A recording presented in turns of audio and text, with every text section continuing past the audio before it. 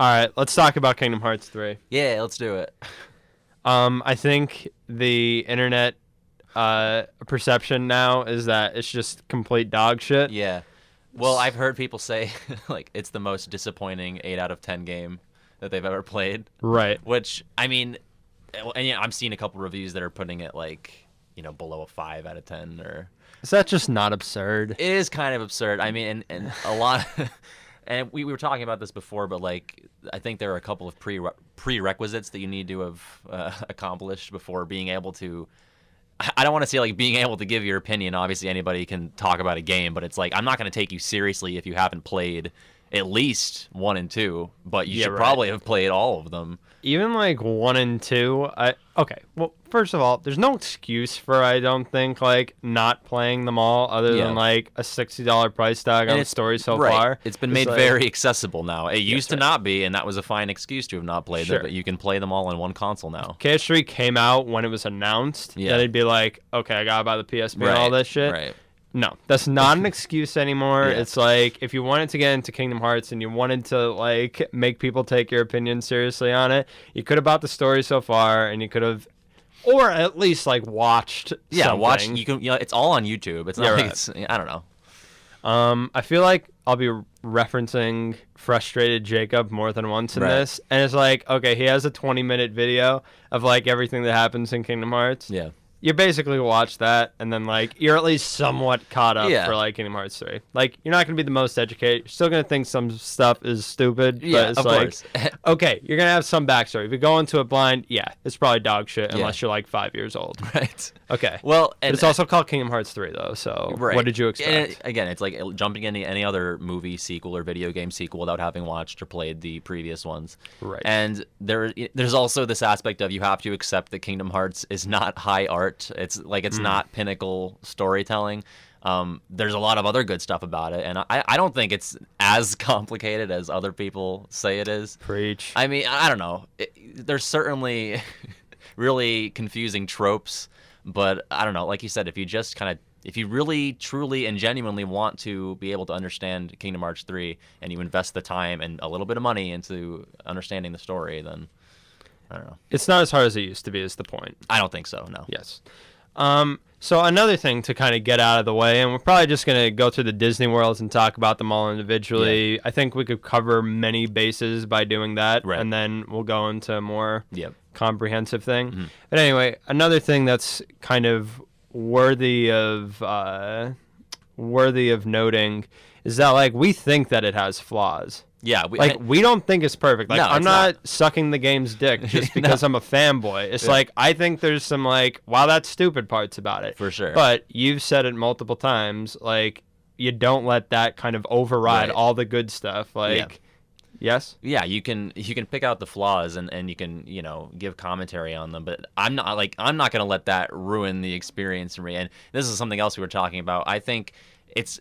If it's a game that people have been waiting for 13 years, and I'll put that in quotes because, the game... Yeah, you've been waiting for 6 years. Right. Sure. Like, it's, if you play Kingdom Hearts 2 and that was the last game you played and you've been waiting for 3, then you've been waiting for that long. But the game's been in development since, 2013, 2012? Yeah. Probably 2013. So, if it's not the game of your dreams, like, it was never... Like, no game lives up to 13 years of hype or even really 6 years or 5 years of development time. So... and the people who are saying that vanilla Kingdom Hearts 2 is a better first-time experience than 3, I just don't understand it. And that's like a whole other podcast, is the over-glorification of Kingdom Hearts 2. We were just saying maybe 2FM is one of the better titles. Well, I like to see that case. Yeah, right. I still don't like really... I don't really like the two of us are like these weirdos who think Kingdom Hearts 1 is still the best game even after 3. And click away from the video. Yeah, now I turn the video off. Well, no, I mean, we have kind of agreed though that like 2 is a bit overrated. Like we joke and say like, oh fuck 2. No, yeah, like 2's actually great. It's a great game. It's my number 7 game of all time, and like that probably speaks volumes about my taste in itself. Right, but it just so happens that 1 is 1 for you. Kingdom Hearts, the original, is number 1. My number 1 game, and I'm not saying it's the best game. I'm saying it's my favorite. There's a. We also think it's better than 2. I do think it's better than 2. I think overall it's a more solid experience. But okay, back to 3 though. All right, so talk about 3. Let's just dive into these worlds. Okay. Then. First off, before we do get to the worlds, I do want to say the dive to the heart. I know you weren't like that crazy on it, but I really liked how they did it with the different pictures like representing the stat options, I guess. I don't even. Do you remember what you picked for that? Because I don't actually. I mostly just picked it from like whatever my favorite scene of it was. I think that's what I did. It's too. just like, oh, a calm scene. The way that I'm you going should with do that. It. That's the way you should do it because I didn't even check what all 3 of them meant. Like I found out that one's like balance. Like it's not the normal 3 choices. Yeah, I like read them all just because I was like. Yeah. All right, let's just see what it says. Right. I knew it was probably going to be like the magic strength defense thing was going to be some part of it. I just wanted to see what the text was, honestly. Yeah. But I really didn't pick it depending on anything. Right. I might have actually picked the defense one just because I was like, oh, what if this is hard? I don't want to get bodied. No, it's not. It's not hard at all. It's very not hard. Also, wouldn't it have been fucking sick if one of the pictures, like there's like a billion pictures floating around. Wouldn't it be cool if like one of them was something that you hadn't seen yet? Oh, like, yeah. There's something from later in the game or like not even in Kingdom Hearts 3. What if that actually is possible. a thing? Like I don't know if people have data mined it yet. Or... I was too busy looking for a deep jungle picture. Yeah, I was like, I wonder if Edgar Rice Burroughs has given us just a smack roll of deep jungle. Lifted it just for the Kingdom Hearts 3 picture. Yeah. Yes. All right. Let's talk about Olympus a little bit. Thoughts on Olympus? It's strange because it's kind of an outlier in that it's the like out of the 3 main titles, it's like the tutorial that's set in a Disney world. Like it is the tutorial world, but I think gameplay wise, it's the most fun to play through out of the 3. It's maybe on the thematic side or the story beats side, it's not as strong, but I know it's kind of a change of pace to be able to. And I think this is an example of Kingdom Hearts 3 doing Disney worlds possibly the best that they've ever been done, especially since 1. It blows 2 out of the water in that regard. And it does give you a reason to at least go to this one world. We'll talk about how there really aren't reasons to go to the other Disney worlds. But in terms of Sora needing to go to Olympus to regain his strength, which doesn't actually end up panning out. So, I don't know. But it's good to at least have a reason. Yes. There definitely is a reason. 2.9 made me shit my pants. I thought that was hilarious. I have that in my notes here. The 2.9 troll. I just like laughed out loud at that. Yeah, that was a good time. But no, Olympus, I think, it's so hard for me sometimes to kind of like separate the game from like what I had already seen of it. So like the trailers kind of like played heavy on like my initial response to the game. Right. So it's like, okay, I've seen a lot of this Olympus stuff, but what I really like about Olympus, and it's kind of a reflection of a lot of the other worlds, is like there's some places that you don't have to go on the story path, but like you could go back to. Yeah. Like there was like some kind of lower area in the they call it the Big Olive. Is that what it is? Yeah. There's a section where I don't know if you noticed this, but I came back and this was after I platinumed the game. Yeah. So like it was of no use to me, but there are NPCs that like give you things. Yeah. I didn't know that. And they were like mithril items, and they would have been useful. I'm like fucking farming them in the gummy ship. That's another thing that Olympus really sets up well is kind of like the NPC system where like some of them will actually talk to you. And that blew my mind. Yeah. Well, after you saved some of them in like the story part of Olympus, it's like then they gave you a potion. Right. Yeah. I noticed. Yeah, that I got kind that. of early on. I didn't know if you could go back and get other shit. Yeah. Right. But they really ease you into the shining realization that there's going to be NPCs in this game. Like it's first with like the little girl who needs to be saved. Yeah. Which I was like almost positive just from I think the girl's delivery that it was going to be like a trap of some sort. I thought it was like an organization member like shape-shifting into a little girl in distress. But and then I was like, oh, I don't know if they're really gonna nail it because it seems kind of like empty-ish around here. But then they start to fill it in, especially after Olympus, and then when you go to Twilight Town, which we'll get into. But just the realization that we're gonna have like nameless characters that aren't going to have like a journal entry, and not the nameless star. Right? Yeah. Oh my God, we'll get to the nameless star in like 7 hours. Yes. But there were things that weren't there in the beginning that you could go back and look to. And that's really people, cool. I think some are maybe sleeping on some of the post-game. Yeah. And I think this is where the post-game is strong because, like, I just like an area to explore. Yeah, there's a lot of exploration. Not, like, The combat, we were talking about, the combat in the post-game is pretty lacking, but I think in terms of exploration and collection, that's one of the stronger suits of the game. Yes. Especially if you're trying to get that 100%. Like, I think the lucky emblems are pretty fun, and the flans and all that. It's really good compared to, I think, my favorite, like, Kingdom Hearts collectible was, like, the Trinities. Yeah. Because I don't know, you got like the cool animations and different prizes depending on what level of Trinity it was. Lucky emblems are cool. And I guess they stagger it depending on how many you get, right? Like every 10 or so. Sure. So that's pretty cool. You're not like getting some high-powered item every time you find Mickey Mouse's head on a rock, which is good because that would make Kingdom Hearts 3 an even easier experience. Right. And Voiceless Phil, sorry, is really fucking dumb. I get it, and this has been like beaten to death on the internet at this point, but the Japanese voice actor died, and I guess out of respect, they didn't want to have someone else take his role, but then they just have stupid ass Phil ride in on Pegasus with Meg, and he just smiles, and he's like one of the most boisterous characters in the canon, and he says nothing. Like, it looks like extremely dumb. It's so awkward. And when it was happening, I was like, Phil, you dead, bro? Yeah. Are you gonna be like talking to us about how we're not heroes yet for the fifth time? And I don't know. They just should have not had him in the game. I'm stuck with the headcanon of like, oh, they shut him up because now they're real heroes, so he can't talk shit on them. The only way you can explain it away. But yeah, that's some weak headcanon that's like, oh man, that's not excusing just don't put his model in. Yeah. You don't have Eeyore and all the other like, why even have Phil there? It's just right. Weird. It's just weird. Okay, so to backtrack just a second, Olympus, I think, sets up a lot of the things that like we really like. The exploration, the NPC things, which is severely lacking into. That's why it's such an upgrade. To actually, they're not like every room isn't just like a square shoebox with a different wallpaper. Oh well, sure. I mean, okay. I mean, as far as like the world design, grandness of the worlds, the grandeur of the worlds is just so much bigger. It's so much better. Like we saw somewhere like. The worlds are the same exact size, except there's not like a loading screen in between every one of them. It's such horseshit. Like, how could you possibly like that was the list from the Skyward Wing video. Right?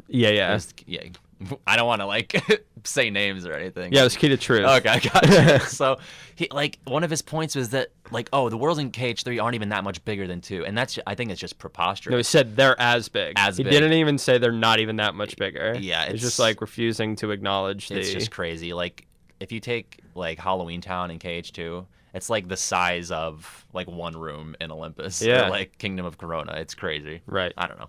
Olympus, it's got like the 3 loading screens. There's kind of like the Thebes and then Mount Olympus and then actual Olympus.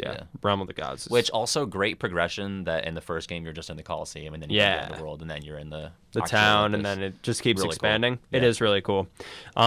Since you mentioned the Coliseum, I think a very reasonable kind of knock at the game is that there is no Coliseum. Yeah, and that's, I don't know. It's like there are certain things in 1 and 2 that you think are maybe setting precedent, like these are the staples of the series, and then like the Oblivion and Oathkeeper thing, which is something that I'm not as there's something I'm not as upset about that as other people. But the Coliseum thing I feel like is kind of a given. I don't know why it's not there. I think it's something that's probably easily added with DLC. Sure. Especially to have Olympus as like such kind of a prominent world, like right out in front. Like they really are emphasizing like Olympus is here. Right. See guys, it's in every game. Yeah. But we're not going to have the thing that made Olympus like cool in the first two games. It's very strange. It is kind of strange. And having it as the first world too, like it's so naturally set up to have it unlock new tournaments. Sure. And I mean, I guess a lot of it is kind of brought on by Phil, but like, okay, Sora's going to like gain his strength. Yeah. Well, what better way of like gaining his strength than well, yeah. Not just that, but like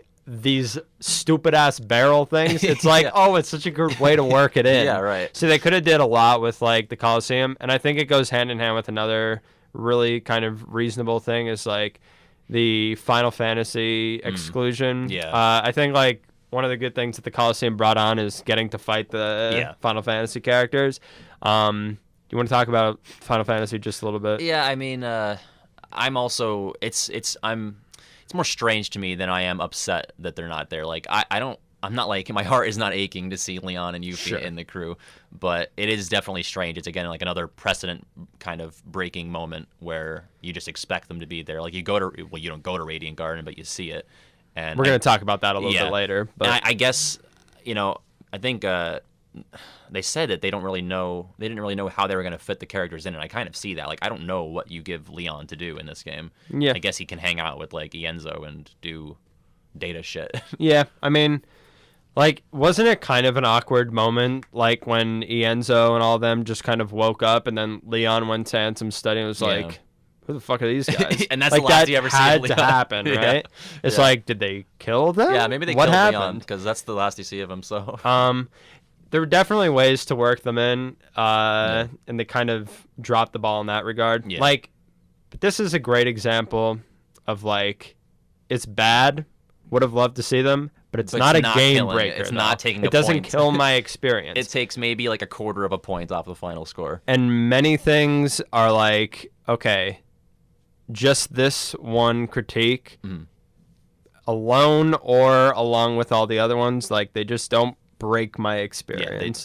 And maybe I was never going to let these things break my experience because it is a game I've been waiting for such a long time. But I don't know. I think people were just very ready to be pessimistic about it. And yes. I don't know. I wasn't always ready to suck the game's dick. It just really surprised me with how well I thought it did. Yeah, and I wasn't like, I mean, my even like kind of perception of the game was like fairly mellow until maybe like the last 5 hours where I was just like, wow, they're doing a lot of good things, and that's they're something doing many good things. That's another thing where it's a point of contention where some people really dislike the pacing in the game. And I can see it, but again, if you just accept that it's not going to be high art and then it's a Disney game and you just have to do the Disney shit. Sure. But in terms of like having to do the Disney shit, they did a pretty good job at making the ride pretty interesting, I thought. And also it's really fun that all the crazy shit happens at the end. That's kind of tradition too. I mean, I guess people point to like, oh, well, 2 had better pacing because there was that thing in the middle. Yeah, but how about like everything from the prologue to the middle and then the middle to the end? It's dog shit. That's some bad pacing. Yeah, it's really like bad. This at least like you're kind of like getting a whiff of some like really good stuff. You get shit right? with the original characters in between every single world. Right. And some of them are really, really good. Yeah. In Kingdom Hearts 2, like you do Land of Dragons and then you fucking drive your gummy ship over to Beast Castle and you get nothing. Let's talk about the driving your ship over to a different place. Sure. To talk about the gummy ship just a little bit. This is probably the best it's ever been, right? Yeah, I would say so. I didn't really enjoy the on the rails KH2 style, and Kingdom Hearts 1 is pretty primitive, I guess. I think it probably still had the best like garage of them all. Like I don't really like the garage in 3. I haven't actually built anything in 3. That's actually like what I did really. It was like I spent more time than I cared to admit like building stuff in the gummy garage in 3, and I was like, oh, this is not really fun at all. It's just like something about the turning the blocks or like the axes are just weirder. I don't know. Yeah. But it grows on you a lot. I think the problem is that you start out with like a shitty gummy ship, like Highwind 1 like controls very poorly. Oh yeah. And that you're like, oh, I just want to like get through this. Yeah. But as soon as you get like better blueprints and stuff, and like the golden Highwind that you get just obliterates shit at the end, it's really satisfying to like shoot asteroids and get like rare synthesis materials. Yeah, shooting the asteroids was really like was like good feedback. It was, yes. Just like seeing it pop was fun to me. It's good. There was something else. I thought the sound design actually like really was poopy in the gummy ship. By the way, it's like when you pick something up, it like takes like half a second for the ding to go off, and I was like, I wonder why that is. Yeah, it is kind of strange. That's the kind of like very weird detail that they're probably gonna patch. That's something that would have been on that list where it was like the gummy ship sound feedback is too slow. Yeah, right. And it ruins the game. Yeah. There's not enough particle effects. It's like I'm putting this on the same level as Easiness and Kyrie. Yeah. Like really? Those are like the big two. Like it's too easy and Kyrie is still Garbo. Let's not even touch it. We'll get to it. Okay. Anyway, closing thought on Olympus. I think it kind of starts some really good trends that the game mostly keeps up with. Kind of scale and NPCs and making the worlds feel lived in. There's some very good things that I think stay consistent throughout most of the game. I do want to touch on a couple like story related things before we leave Olympus. Do it. Maleficent and Pete show up first here, and that really doesn't pan out. Yeah. You know, we've been waiting, I think, since the last quarter of Kingdom Hearts 1 for Maleficent to have any sort of agency or importance in the story again. Right. It still hasn't happened. I kind of expected it. That is kind of, I don't know, it's hard to walk that back because, like, as I said, she is the main bad guy for 3/4 of Kingdom Hearts 1, and then never again is she really taken super seriously. Right. I don't know how you can re-implement her as a serious threat after you introduce Ansem and the organization. Sure. And I feel like they're trying to set it up for, and that's another thing that people have problems with, is that how much setup is happening in this game for future installments, which I enjoy, and we'll get to that. Yeah. But I don't know what Maleficent is is supposed to be doing. I guess she's gonna get her hands on. Like, is she gonna get her hands on the box? Like, I feel like they're really. I'm gonna give that a no, and I'm also saying like, man, I really don't know how they kind of get out of this one, because it's like, well, what are the two options? Like, she stays alive and continues to be mostly useless because it's too long now of her being useless for anybody to take her seriously. Yeah. On the other hand, it's like, oh, if you kill her, then it's like that was a lot of wasted time, like with Maleficent and Pete cutscenes, to just be like, wow, what did we do this for? So should have stayed dead. Really we all know this, man. Rocking a hard place. Yeah, maybe they just should have killed her. Have her beat up after KH1, like, because they didn't really go all in on the villain council after that. Yeah. Where's everybody else? Yeah, I guess they're too busy doing their own thing. Doing their own boring Disney shit in KH2. Yeah, Captain Barbossa. Yeah, Jafar in KH2. It's like, I'm not going to the Final Fantasy animated world. I'm not doing Absolutely not. Yeah. Two more things on Olympus. The Titan battles are really cool, and they're very, like, spectacle worthy. Yep. Great way to kind of break you into the boss fights in KH2. Unfortunately, like, the last time we really see, like, Disney bosses. Yeah, you get Davy Jones, I guess, and that's, you know.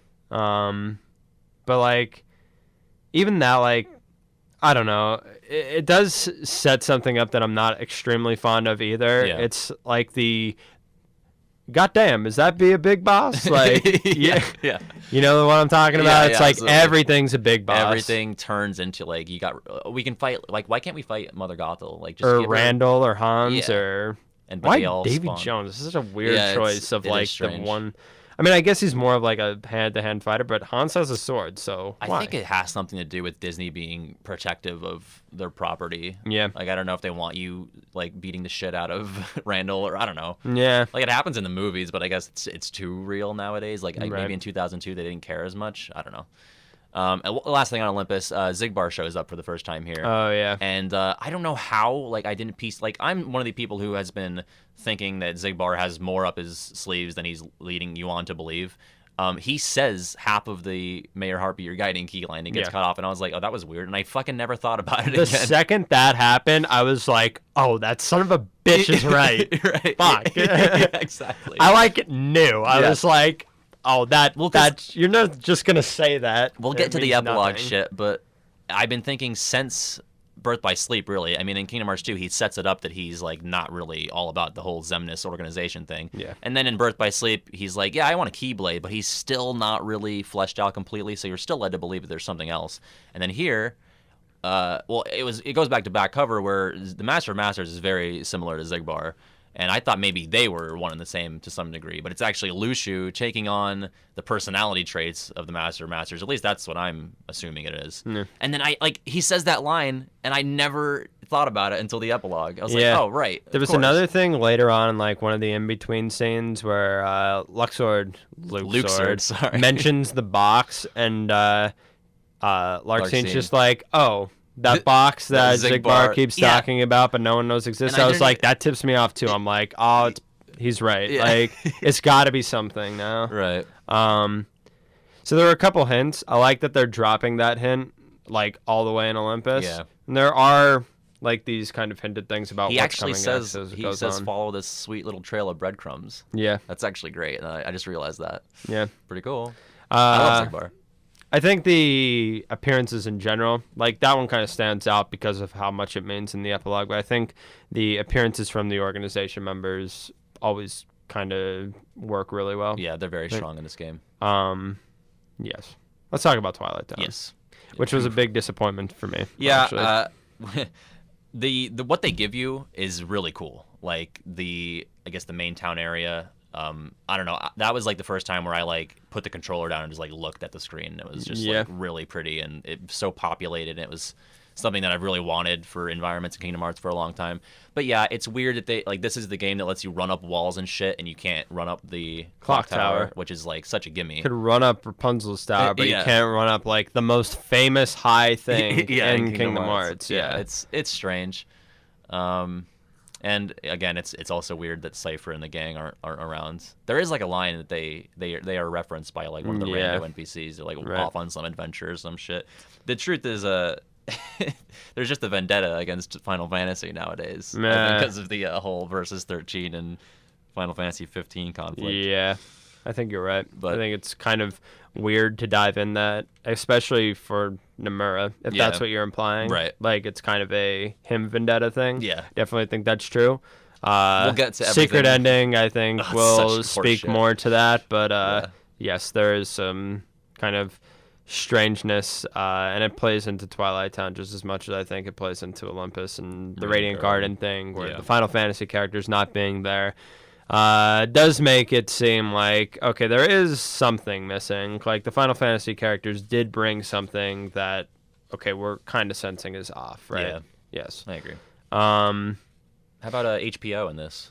What do you think about them? I think Pence is gross. He's so gross. Olette's fantastic. Yeah. She got a new voice actor, right? Yeah. Yeah. And all I gotta say about Hayner is, hey, loser! Hey, loser! It's so good. Yep. I don't know. It's weird that they've kind of been grandfathered into the crew at this point. Like, they're mostly just the plot device into, like, to make sure Roxas, like, has people to talk to. Otherwise, the tutorial would be really boring. And I know some people think it's boring anyway. I really like it. Yeah, I like it a lot. One of my favorite parts of Kingdom Hearts 2. Sure. But yeah, of the 3 good parts of Kingdom Hearts 2. That's right. The beginning. Just kidding. Everybody put the pitchforks away, you fucking pussies. Well, I mean, the game is fun to play, but in terms of story, there's like those main 3 beats. All right, back to Cage. Back to TT. Yeah.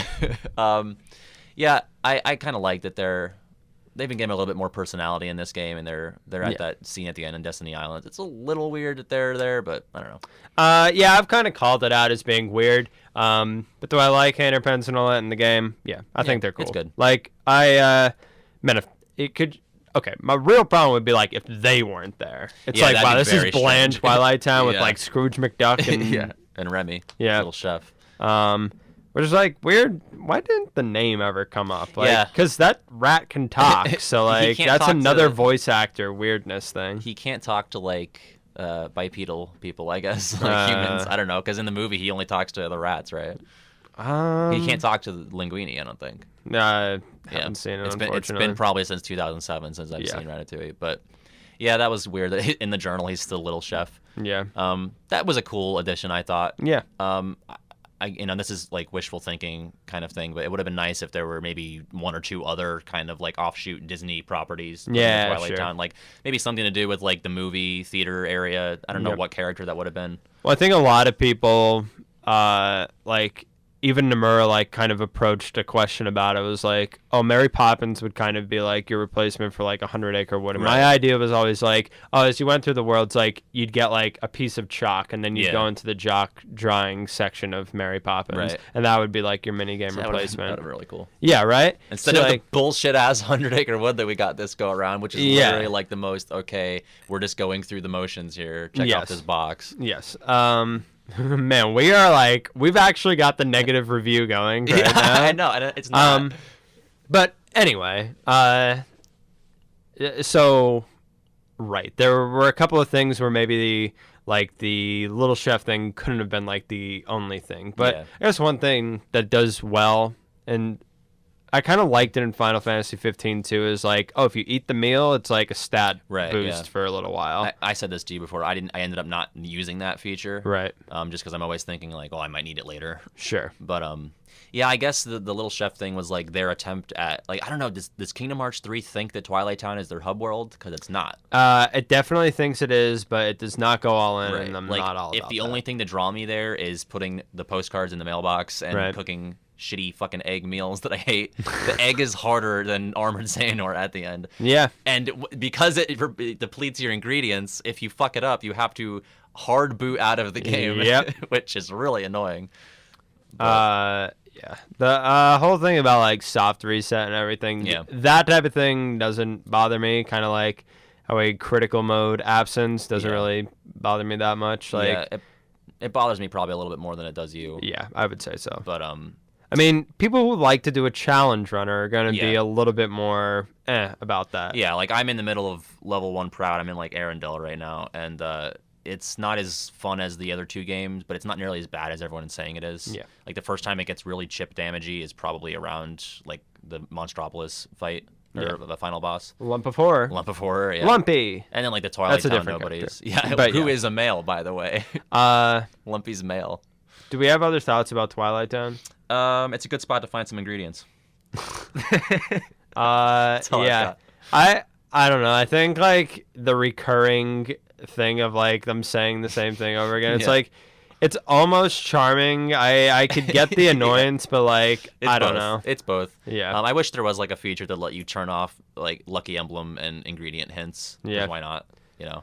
I'll help you find the next one. Bullshit, Goofy. You fucking Yeah, never it's like help. it's like there's a lucky emblem. There's Yeah. I don't know. Yeah. Like it's not as simple as just see.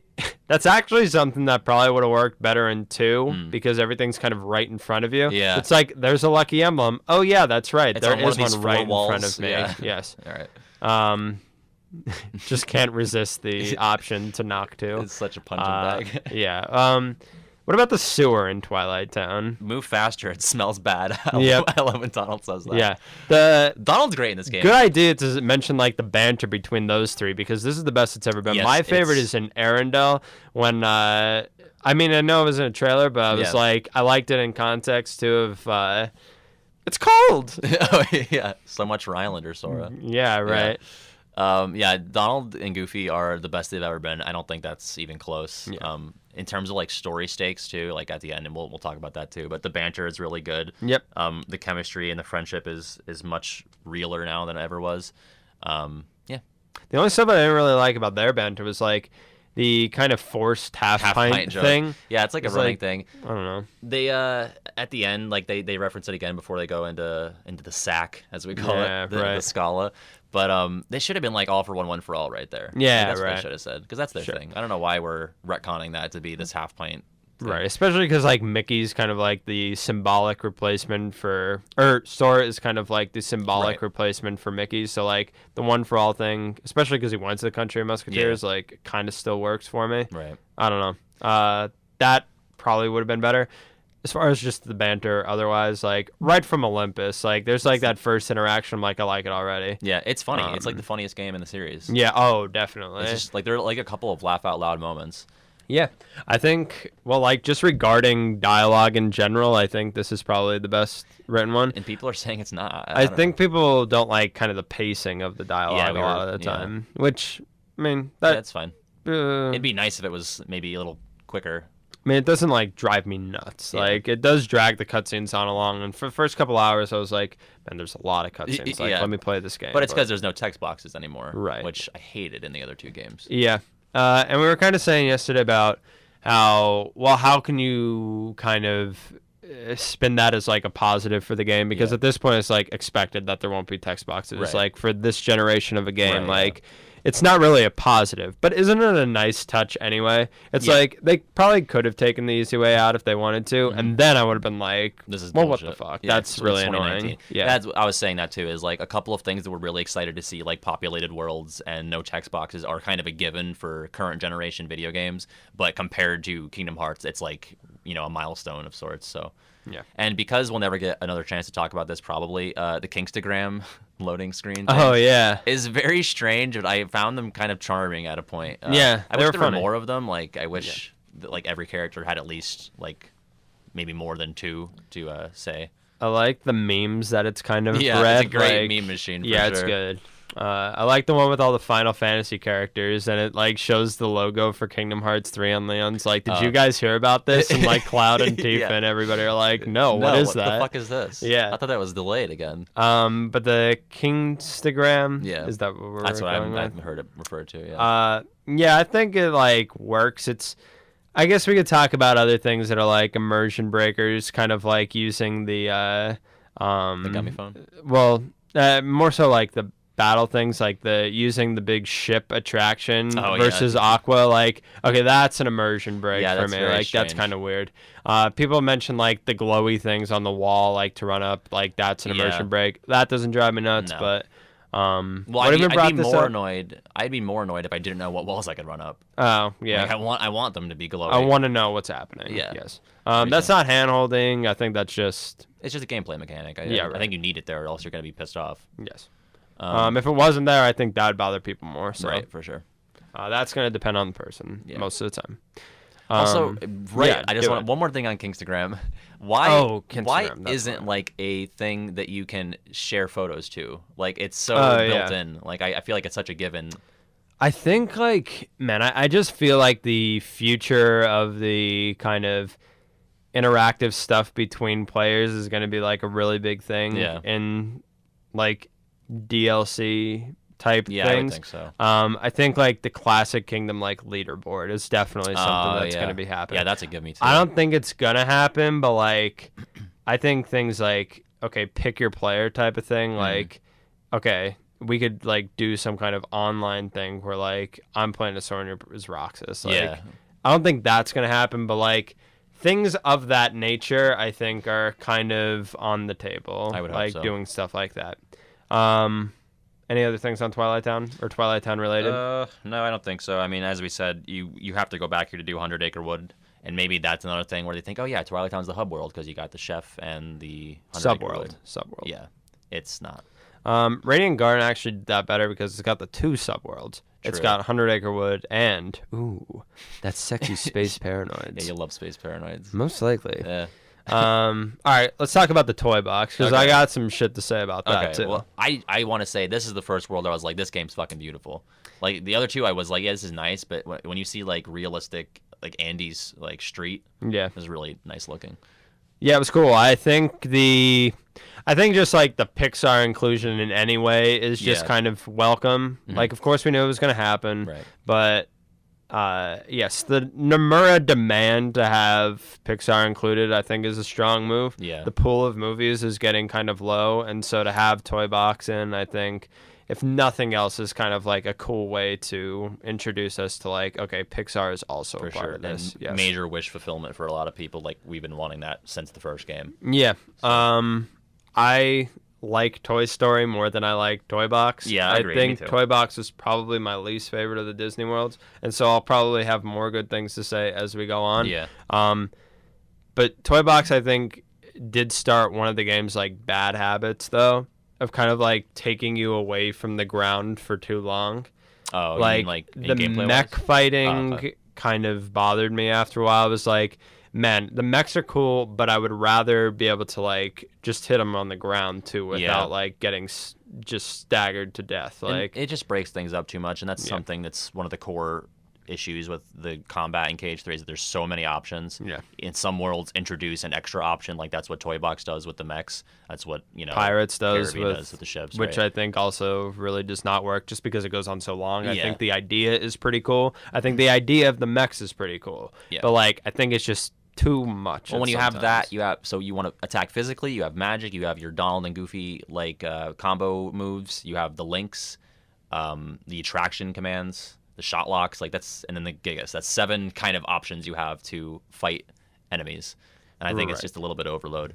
And I never really wanted to use the mechs. As you said, it just kind of breaks things up too much. Yeah, like, you're still kind of getting into the game, so, like, you're still kind of wanting to just smack things, like, at that point. Yeah, exactly. Like, so it's just like, let me. Yeah, it's Don't, too like, soon to force me to do it, because, like, it's the best way to get this done. Yeah, like, that is how you should, if you want to do Toy Box as quickly and efficiently as possible, you'd be using the Gigas. You're also, like, at a point where, like, you're not really spending a whole lot of time, like, smelling the roses, especially, like, on a first playthrough. Yeah. It's just, like, I want to see what comes next, so, like, constantly breaking it up with, like, this mech shit is just, I don't know. It didn't really work for me. Like, I think a lot of people are excited about, like, that part of the gameplay. Like, for them, that was the break, I think, sometimes. And, I don't know. It's cool. It just did not work for me sometimes because I think it went on a bit long. Like, they really played with the mech idea for too long. Like, there was the boss battle, and it was like, oh, man, we got to do these blocks with the mech. It's like, oh, just let me walk around. Right.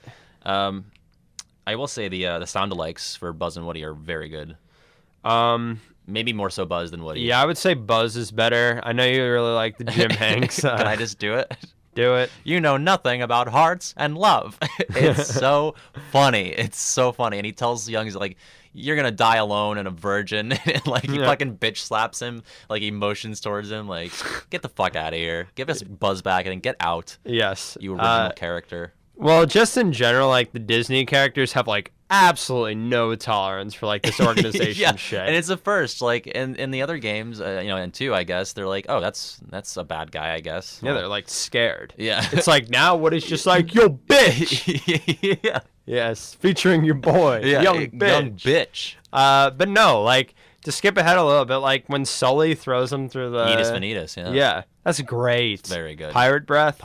Those are like the big three, yeah. Yep. Of Disney the holy characters trinity of Disney characters bodying the original Kingdom Hearts characters. It's really good.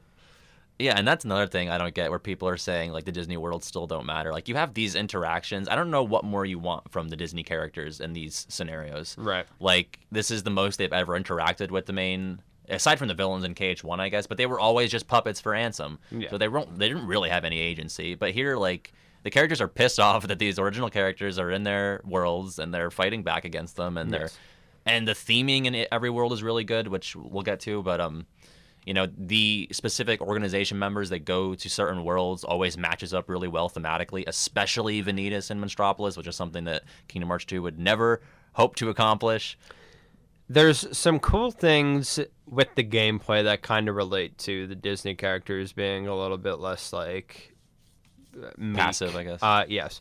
While it does kind of play into the easiness of the game, I do really like the effort to not have Donald and Goofy and your other party members like die constantly. It's like if you're fighting against the Lingering Will and 2, it's like one shot, they're both gone. Yeah, they're Donald's both like, let's get it, and then dies. Yes. It's like in this game, it's like, okay, they could survive against like basically anybody for more than one shot. They're very meaty. Yes. So they could like take a hit actually. Yeah. And so can like Woody and Buzz too. Yeah. And all your other party members, like they can take a hit, so it's like they're stronger. They're actually like on like a higher level than they were in the past. Yes. And I think even story wise it works because Donald and Goofy have no reason to be weak. Yeah. And it's almost kind of like they're helping Sora get his strength back. Like, the team attacks are really strong. So yeah, it's some good story gameplay integration, I think.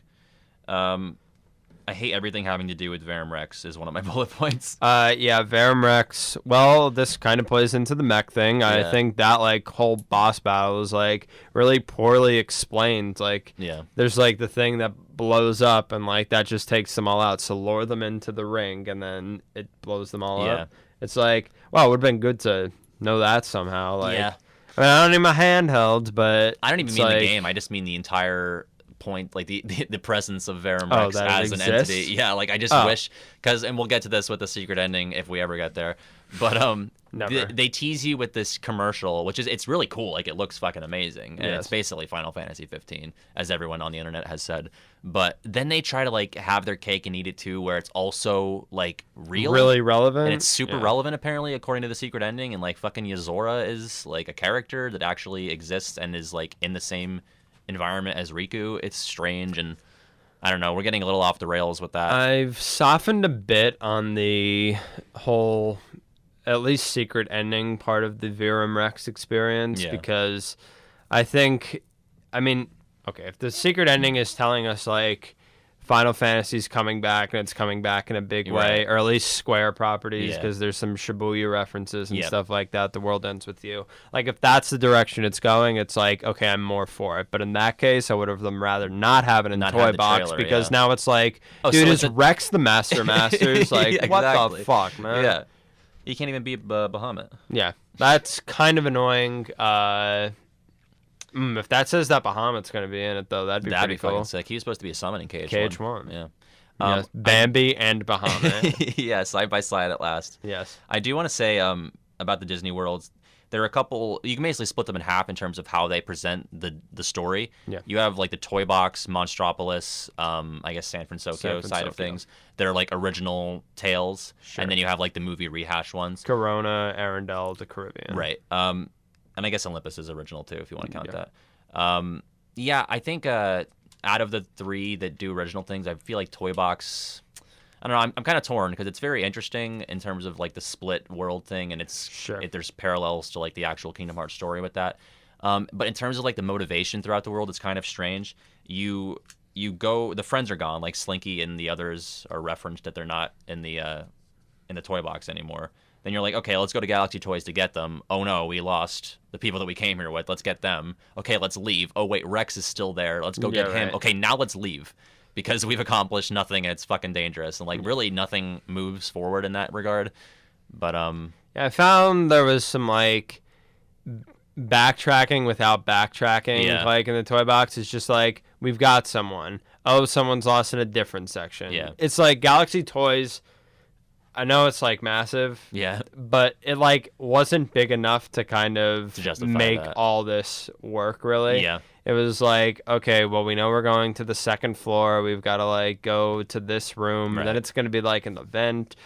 It was kind of weird level design, only because it kind of jerked you around a little bit too much. Kind of going back to the same place, but taking a different path was a little jarring. I've heard some complaints that people are like, well, Galaxy Toys isn't even in any of the Toy Story movies, so like wasn't exciting to see. But I don't really know what you want to see out of a Toy Story world besides like a toy store. Andy's room, like, did you want Al's Toy Barn, I guess, which is basically the same thing. Well, Pizza Planet, I think, is a big request. Yeah, that's true. But what I'm saying is, like, there aren't really like big set pieces in Toy Story, I don't think. I think you're lower on it, but I really like the Labyrinth and Frozen because it's not in the movie. All right, well, I hate it, but no, but I'm just saying. Yeah, I know. Like, when it's original. I like two different types of rooms, basically. Yeah. Ones that are like super creative, like in the way of like, okay, we're doing something here, like something different. Yeah. Yes, just an original idea. Or ones that really well recreate kind of like a Disney environment. Yes. Then there's kind of like in between ones, just like, okay, this is bland. Yeah. But anyway, the Labyrinth is not as good of an example as Galaxy Toys, but it's like rooms like that don't bother me because they're not in the movie. Yeah, I liked it. I mean, it's the theme of the world is that you're a toy. You're not going to hit on every major, like, you're not going to go to the airport at the end of Toy Story 2. You're not going to fucking the daycare at Toy Story 3. Like, you're going to go to a toy store. You're going to be a small toy. You're going to get helium in your... How about that it's canon? Yes, how about that it's canon? But yeah, I really like that part in the, you can hit the balloons in your voices. Yes, how about the Rock'em Sock'em Robots That's thing? great. I missed it on my first visit. I had to go back. Same. Let's talk about the almighty Corona. Yeah, very good. Kingdom of Corona, the greatest bar name based off of Disney ever. Yeah, it's awesome. Kingdom of Corona, I think. Man, I wish I didn't play it at like 5 in the morning because if I played it at like 7 o'clock at night, I would have been like, this is so gorgeous, man. Yeah, I think, as I said, I played it first before Toy Box because I was like flying the gummy ship and I thought I had a waypoint set and I ended up there. I was like, oh, well, I guess I'm not going to turn around. So I just went there. So I went there on like release night or the Monday before, I guess. Yeah. So that was like my first big Disney World besides Olympus. And yeah, it's fucking gorgeous. It's just beautiful. This is a great example of how they are definitely bigger than the Kingdom Hearts 2 worlds. Yeah, it's huge. Like, the forest is great. The kingdom itself is great. Maybe some repetition in the forest, but I think like the two highlights for me are one, the tower, because of what I said before. It's done a really good job of recreating like an environment. We'll talk a little bit more about like uneven platforms and stuff like that, and how it's a really good battle area too. And then I think the town of Corona, like actual Corona, is delightful as well. This is like where the NPCs really come out to play and are like really, really strong. This is another place where you could like talk to them. To talk about the ingredients really quickly, because I also think it comes on strong here. Like if you whack something with tomatoes in it, you get the tomatoes. Yeah. It's like, and there's some like world specific things going on, like the lobster in the Caribbean. The pirates, it's like, oh, that's smart. Yeah. Like, okay, there's not like a random tomato under the sea. That'd be really, like, really strange. So they were kind of appropriate in how they handled the ingredients. Yeah, I like that. Yes. So I think Corona does some good things that play into the stuff that Olympus and Toy Box set up, but I think it does it way better though. Yeah, I really hit its stride there, I think. Yes. Yeah, I think it helps that I didn't see the movie for this because I didn't know what we were retreading. Yeah. Like that scene with Rapunzel, like going back and forth between hype and and like depressed. Yeah, I thought that was really funny, and I guess that's like 1 for 1 from the movie. Yeah. I will say, Eugene, the Bert. The Bert. The Bert and Rapunzel are probably like my favorite party members in the game, and they're high up in terms of like series overall. They're just really fun, very expressive. The cutscenes with them are, satisfying to watch. Well, the Bert is probably my favorite Disney character in the whole game, other than like the Donald Goofy thing. But... Yeah. All right. Well, first of all, just to talk about battle quotes really quick. Like, I think he's just so fun. He's just really enjoying himself. Yeah.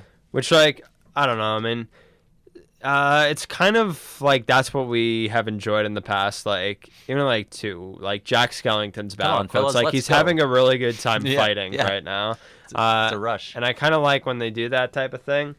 So when the Bert's just like you mess with the wrong handsome rogue. Yeah. I've got to get me one of these. Yeah. Yes. It's just really fun. And we skipped Woody and Buzz, but like Woody's this town's not big enough. I really like that too. Really bad battle quote, at least in like how often it happens, is when you're doing the limit with Woody and Buzz, and every time you do it, it's really bad. Yeah, it's not my favorite. Record a couple more lines. Yep, just one more, please. But no, Corona I think has really good party members. It really just goes all in on like having them work together too. Actually, yeah, a lot of synergy. Yeah, we talked about yesterday about how. In Olympus, it kind of sets it up as like, oh, your party members are always going to help you kind of get through these worlds.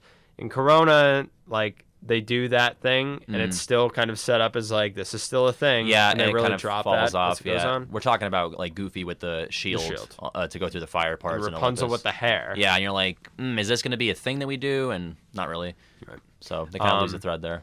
I really like the Corona limit, though. The whole thing with the hair. Too bad that you can only do things. Too bad you can't do it post-world, which I think it's a bummer that Rapunzel can't be in the party after that. Yeah. Even short-haired Rapunzel, even if it changed the limit, that would have been pretty cool, Just give her a frying pan. Just have her both, her and Flynn, just fucking frying pan. I have got to get me one of these. Yes. Oh, man. How about, like, the mini-games within worlds, I was going to say, the like dancing the rabbit and the splashing. Yeah, because I'm trying to think. Do they really... what do they do in past games? Like, I guess you have, like, the jungle sliding thing and Deep Jungle, and that's pretty much it for 1. And then 2, you can do, like, the magic carpet thing, and that's lame. Well, it's not even with Aladdin, though. Yeah, you're just on the carpet player. Sora, yeah, they do that a couple times with this, and I think... does every world have one? Maybe except for... Monstropolis doesn't really have one. Like some kind of... Yeah, like you can do Verum Rex again in Toy Box. You can do the dancing thing here. You can do... Oh, some kind of like mini game to go along with it. I guess Olympus doesn't. But we all have the flans. Yeah, right. Which I was going to say, it's like I guess that is part of it. Oh, and the Olympus flan. Yeah. Flan. Fuck it. It's so bad. But yeah, they all do have some kind of like returnable mini game, I think. Yeah.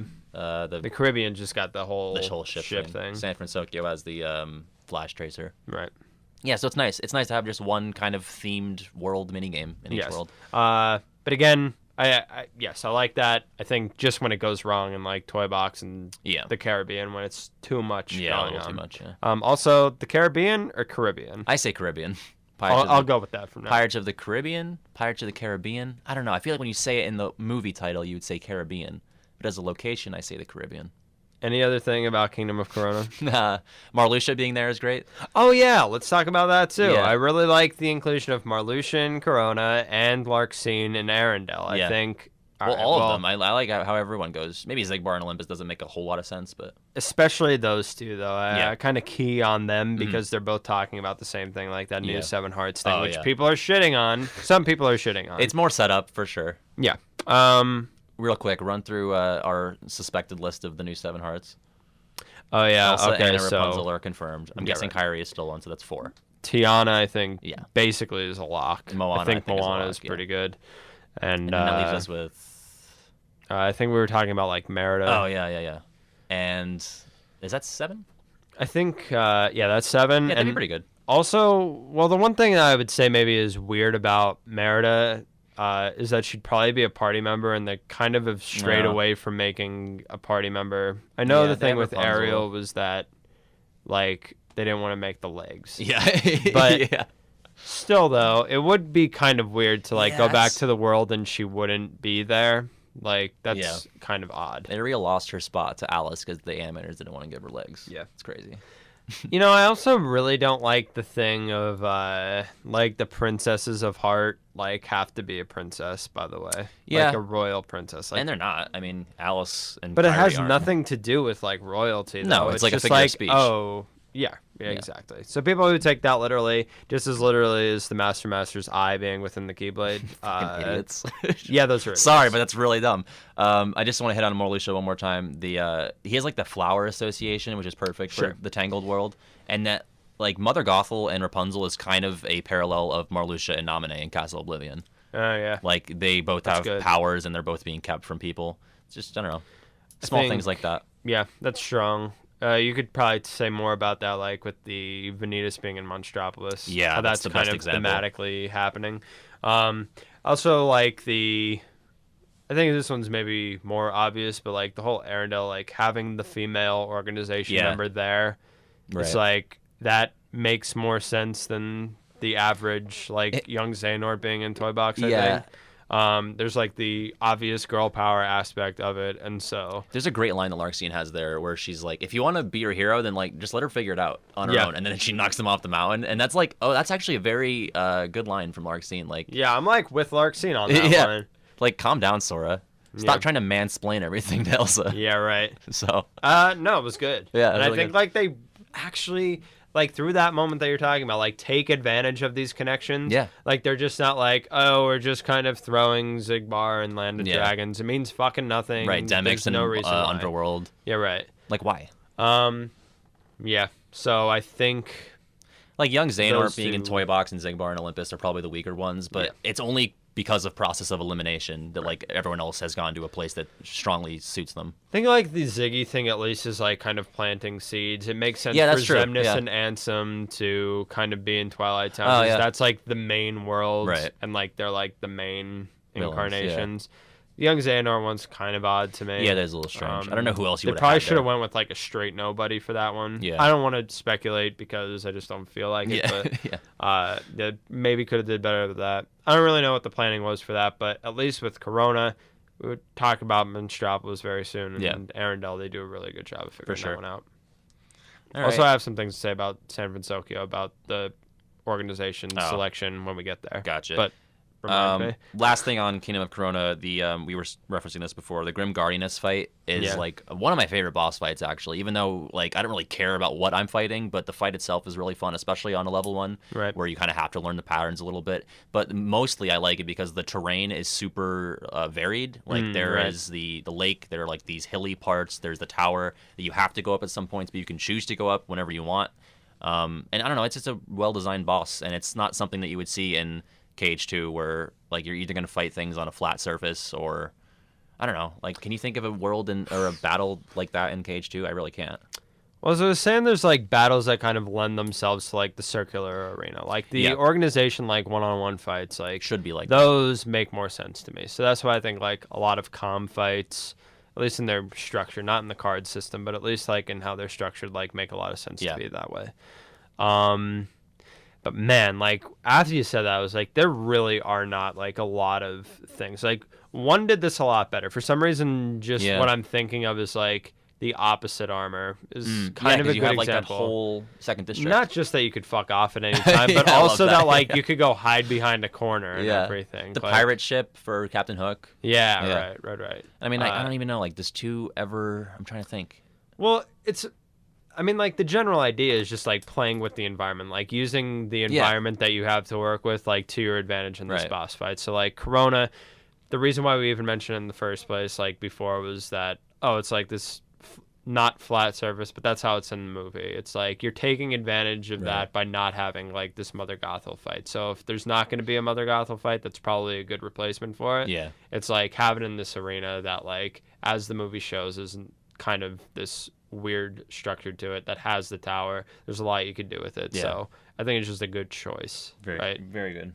I like Corona a lot. Yeah, it's one of my favorite worlds ever, I think. To that point, Corona was my favorite. Like after Olympus, Twilight Town, Toy Box, and Corona, that was my favorite at that point. Yes. It was overtaken, though, and maybe it was just, like, at the time that I played it. I think now that I'm separated from it, it's not the case anymore. Yeah. But I really got hooked on the game at Monstropolis. Yeah. Last bullet point, Rapunzel's better as a blonde. That was my last one. Disagree, So, about that Monstropolis stuff. Yeah, okay. No, I think she's better as a blonde, but I have no problem with brunette, shorter-haired Rapunzel. It's fine. Yeah, she's fine. It's fine. It's fine. Right. Just like KH2. Monstropolis, exactly. Put them away. Monstropolis. Mike and Sully, very good sound-alikes, I think. I think, Yeah, better those than- were way better to Yeah. me. Yeah, another Pixar inclusion, so I like that. I Not would've believed related it was to Billy your Crystal. original point, but what's up? I said I would have believed that it was Billy Crystal. Oh yeah. Yeah. The John Goodman one, not as good, but Yeah. it's still really good. Yeah, I agreed. It's better than anything that Port Royal has. And Randall's though was a sack of Oh, garbage. that was so bad. Yeah, Dude, they that didn't- was really They bad. didn't even try on that. It's probably the second worst, like, try to get it right voice in the game after Master Xehanort. Yeah. We'll talk more about that Yeah. later. I like the idea that they had. Yeah. But Monstropolis, what are your points, Patty? Oh no, you dropped the name. I would just say Vanitas. We've already touched on this like 3 times, but Vanitas being the organization member here is like so good. Thematically, there's no better person to be there, and it's the only place where the unversed show up because it's the connection with negative emotions and everything. Yeah, I mean, I don't know how else you could say that Kingdom Hearts 3 is. How could you say that Kingdom Hearts 3's Disney Worlds aren't like integrated into the main plot? Like it's the best it's ever been. I can see if you like in your dream and your like masterpiece of a game in your head that it does it better, but I don't know how else they can Like, execute it. the thing that one does so well that, like, I think we favor them for Yeah. so much is that, like, they're just kind of giving you these, like, little hints about, like, what's actually going on, like, behind the scenes. And, like, while our characters are more aware this go around, like, Sora is probably smarter and knows more about, like, the universe now than he did in 1. So there's, like, less need for that. But there's still, like, some pretty good nudging going on. Yeah. They're kind of just, here's kind of what's going on in the background. Like, I don't know, just like these hints. I think that solves a lot of like the pacing problems that people are talking about. It's like, it's not a pacing break just because now like Mike and Sully are there. Like, there's still stuff going on. Yeah. Like, Vanitas is still there. He's telling you about like Ventus and stuff like being inside him. Yeah. Like, does Sora know that at that point? Yeah, I think it's hinted to by like the Ienzo. Yeah, right. But I don't think it's confirmed. Yeah. Oh, no. It's after that. Because Oh. Goofy says something or Donald's like, you're going to believe Vanitas? Oh, right, yeah. So, like, that's like the first time Sora's ever going to hear that. Yeah, and if it was in Kingdom Hearts 1, we'd be like, yeah, that's great. Yeah. And I think it's great here. So Yes. What So else? Yeah, I that's don't my know. answer. Monstropolis as a world design didn't really get me that much. I think the big set piece is the door vault, which is fun enough. Yeah. But when I'm thinking of the movie, like that's really the only environmental kind of imagery that I can think of. Like Right. I don't know where else you go there either. Well, they kind of created like that whole like tank yard area and oh everything. yeah, that's like, pretty original, isn't it? Yes. My favorite like thing in that whole world is like when there's that big chute, like that don't jump and Sora can Yeah, jump that's down. really I'm cool. like, ooh, I love that. Yeah, that's fun. That's my favorite like jump in the game. Yeah. On that for a second, like Yeah. that whole like diving Yeah. thing, that free fall. Right. I really like when he could hit something at the bottom. Yeah. It is really That's fun. really fun. It's satisfying. It's too. satisfying. Yeah. Yes. Good feedback. Um, Yeah, I think in terms of that too, the verticality in this game is something that's obviously unparalleled. Yes. In terms of exploration and combat, just really fun. I think Monstropolis hooked me because I enjoyed the movie more than any of the other movies up to this point. Yeah. So there was some kind of draw to that. I was like, okay, I'm into it because I like the characters. Yeah, and- I'm hyped that you can throw Mike Wazowski as an attack. True. Well, especially because it's like alluded to in the movie, and yeah. then they actually deliver Oh, yeah, that's it. true, Yes. It's like I was the ball. Yeah. And now he actually is the ball. Yeah, So look at I that. like kind of playing Canon. with that. It's canon. My biggest knock on it though is that you don't fight Randall. Yeah, again, that's like something that's been lost since the Cage 1. Even in Cage 2, you got to do it a little bit more. Yeah. This Well, like is- I think the Oogie Boogie fight in 2 is really good. Yeah. I actually kind of like the Captain Barbossa fight in 2. Yeah, it's fun. Scar. Yeah, Scar's whatever. It's fine. It's kind of a weird fight. It is because he's like half heartless or whatever. Yeah. Just let me fight Scar. Yeah, it would have been nice to fight Randall. Just you could do like some kind of chameleon gimmick. Yeah. where he, Right. Like disappears. in Yeah, that. I don't know. Kind of a layup, but whatever. Lump of horror. Any else on the? That's probably. I don't have a whole lot of notes on Monstropolis. Yeah, it just kind of sits there. Yeah. It's forgettable in the grand scheme of the game, I think. But it's fun. Yeah. Oh, I hate Sora's furry design. Ew, yeah, he's gross. He's really gross. I love Donald and Goofy's. I love that Boo thinks Donald is Mike Wazowski. It's fucking adorable. Yep. Sora yeah, looks disgusting. It's like you're pandering to the DeviantArt kids that are gonna draw disgusting things. From the trailer, I was like, "Oh, this is great!" Like that whole Boo Mike Wazowski thing. Yeah. Yes, it's great. And I like when Sora is just like, "Let me guess, Mike Wazowski, right?" yeah. And we already said this, but Sully throwing Vanitas is just all time great. Made you look. Yes. It's great. Yeah. Okay. Man, it's like. Yeah, it's like right in that scene when it's all like Sora's learning about Ventus and everything, and then Sully bodies him. It's like, so good. Man, it was like unexpected. Like, how much more do you want the Disney characters to interact? What we were built up to believe about like the Disney characters up to this point in the series is that they were like comparatively weak, but Sully's just like, he's a fucking beast. I'm huge. Okay, I'm gonna demolish you. That's true. Yes. Yeah, you have a Keyblade, and that doesn't really matter to me right now. Right. I'm going to throw you through a door 3 times. There's also something kind of valuable, I think, just like when Vanitas doesn't have his Keyblade. Like, he's just a small little man. Yeah, he's very small. And he's with all the other organization members, and there's like 3 short people. Right. it's like really fun. Playing in like this bigger thing of like, it even applies to sort of like, oh, when you don't have the weapon, like, you're just kind of average. You're just a dude. A dull, ordinary boy. Yes, right. Okay. And so... Yes, it's very, very stretching to kind of find a point to why that is more magical than just like Sully being a badass. Yeah. But I think there's something to it. Yeah. Anyway, the choice of negative emotions being in the Monstropolis, it makes sense. Very strong. All right. 100 Acre Wood. Oh. Want to divert really quickly? I don't know. Should have not been there. Yeah, as I said, it's like we're just checking off the box because the other 2 games did it. And I think there were a couple other boxes that didn't get checked that we would have rather had checked, like Final Fantasy characters or critical mode or whatever. I really have almost nothing positive to say about it. It's crazy that it's one room. I thought that I was just doing these mini games and then I would get to come back later and I would get to explore more, and I was shocked when it was over. Yeah, I was shocked that that was the only room.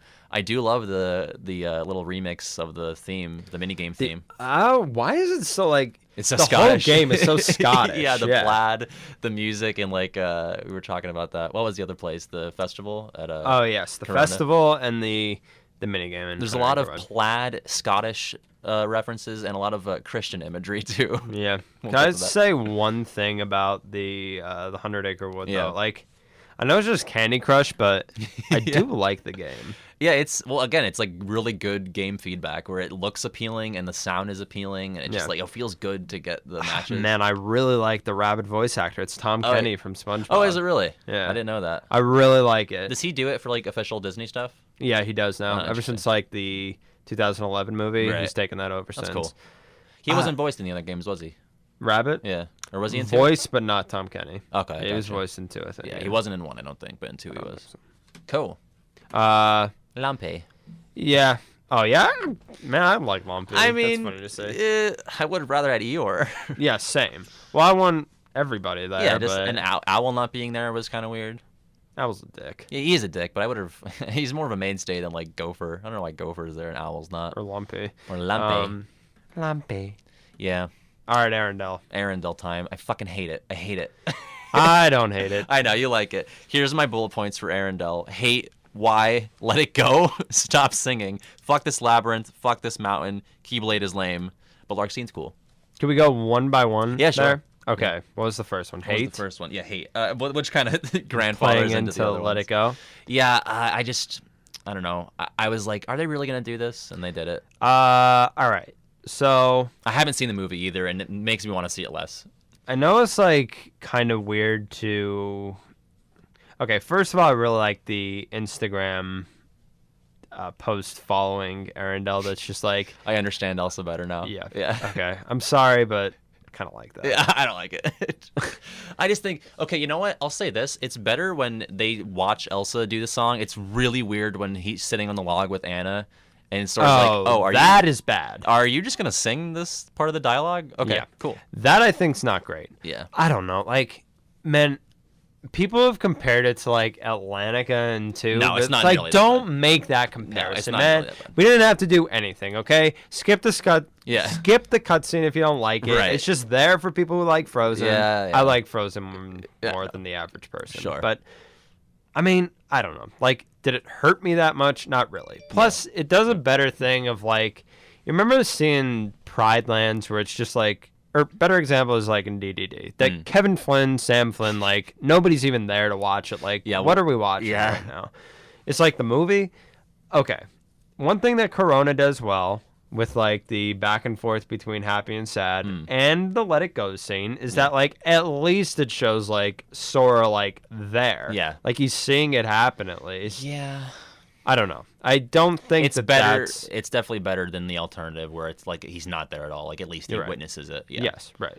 I agree. And it's like, okay, so he appreciates Elsa for a reason, because the last we see of Sora and Elsa together, it's like she's being a dick, kind of for no reason, because Sora's just trying to help. Yeah. So it's true. Making him understand her better via that, because that's the best way to do it, honestly, to stay true to the movie, which by that point they already kind of said we're doing the movie plot. Right. So I think out of the worlds, it does it the hardest. Like, we're just doing the movie here. So I think Let It Go, the whole song was too much, but having the song included, I don't think was a bad thing. Yeah, I guess it's hard to convey the message of the song without doing the whole thing. Like, you can't really. I don't know. Probably could have, like, skipped a chorus. Chorus, yeah. Yeah, I agree. All right. Could have been cut down. Okay, so what else? What else was it? I just think world design, it's my least favorite because.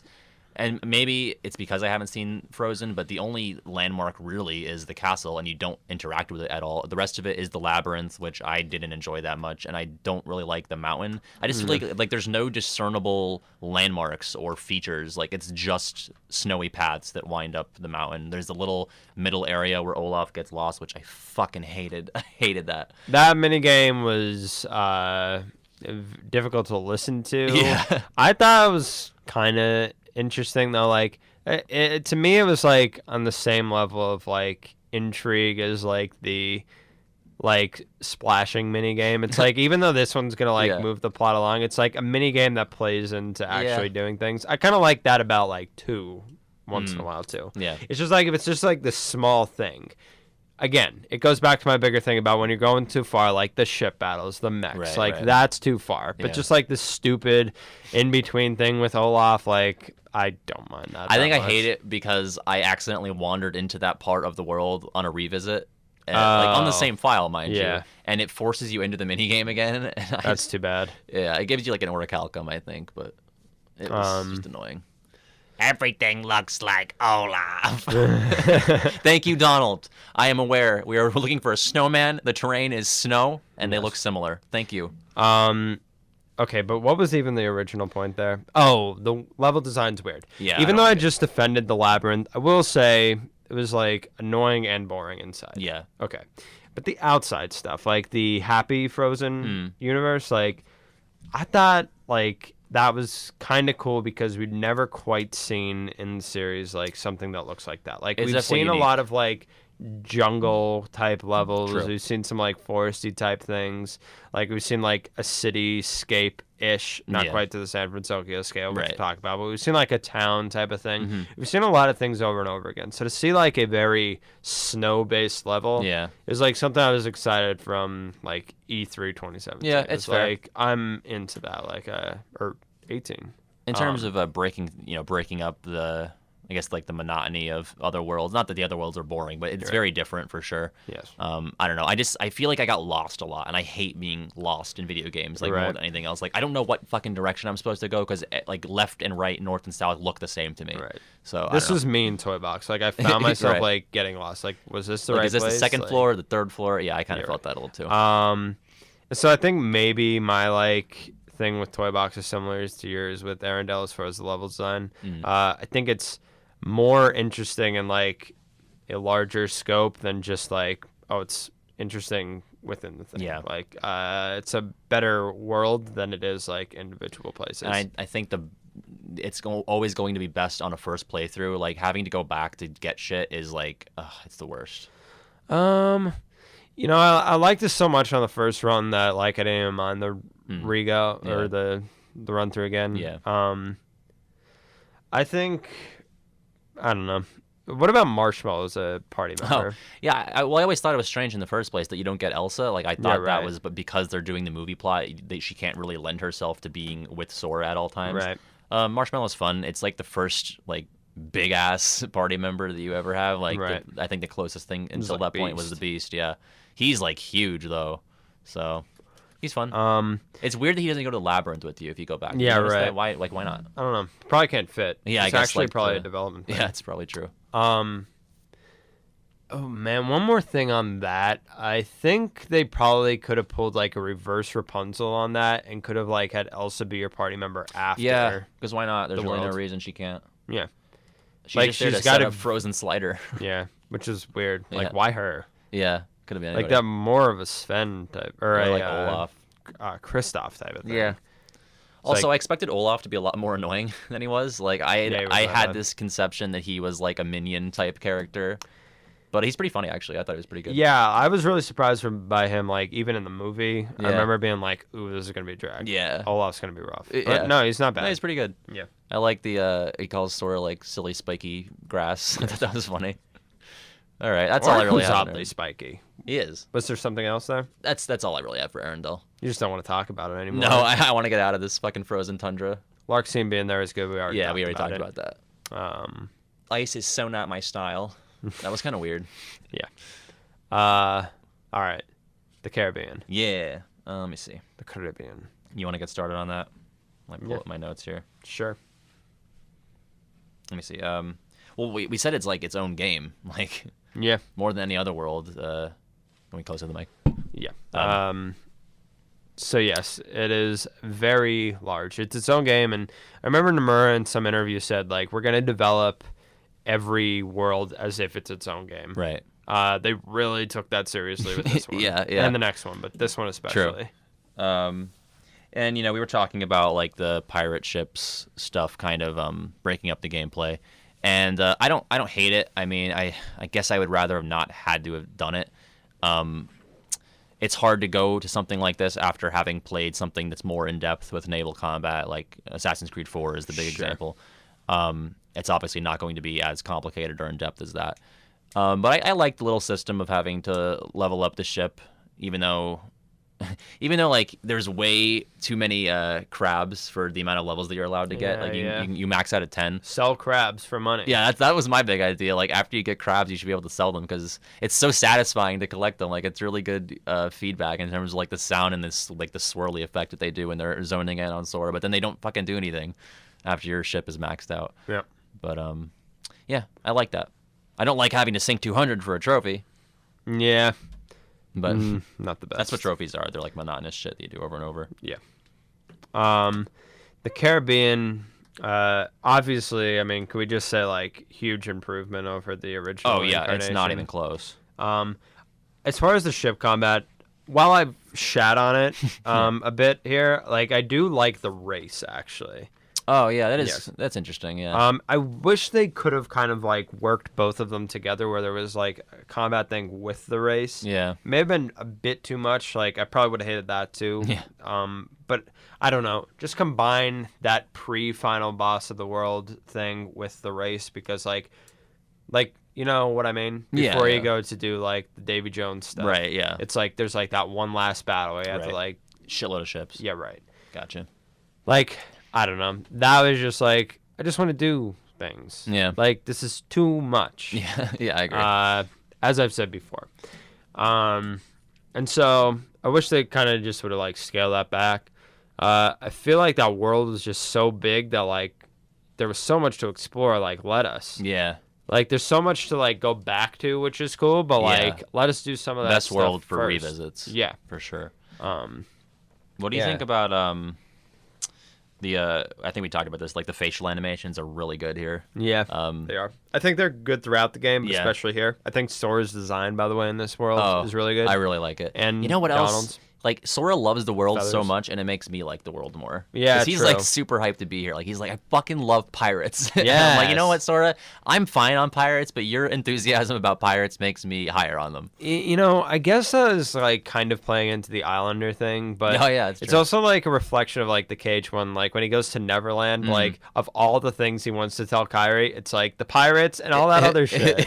Yeah, like, you It's know, like, like, what? you went to, like, a magic forest that, like, changed how big you were, and, like, there was a room that flipped upside down You're right, over and but over. pirates? Yeah. Oh my god. Yeah, like, Yeah. pirates, like, a conceivably real thing. Yeah, right. Also, the raft callback to KH1 was really fun. Yeah. I don't know. They probably had to have known they were doing that, right? Yeah. Yeah, for I sure. would say so. The voice actors are pretty good, I thought, except for Elizabeth. I know you don't really care that much on this, but I thought Jack Sparrow did. Is it still the Titus voice actor? James, what's it? James Arnold Taylor? Yeah, is that I still think him? it's not. Yeah, I didn't think so because he did not do a good job in He Cage didn't. 2. Whoever did it this time was pretty good. And I thought Will was pretty good. Elizabeth was strange. Yeah, I mean, I'm like usually way bigger on like the voice acting things. Since I don't really have like a big connection to the Pirates of the Yeah. Caribbean stuff, and I'm not saying you do, Right. but like I find myself being like less critical of it all. So I don't really like have like this huge backbone with that series. So Yeah. like I'm not watching for it as much. Whereas like maybe something like Monstropolis, where like I care about Monsters Inc. Right. Kind of more synced in, or like Toy Story even. Those differences will show up more for me.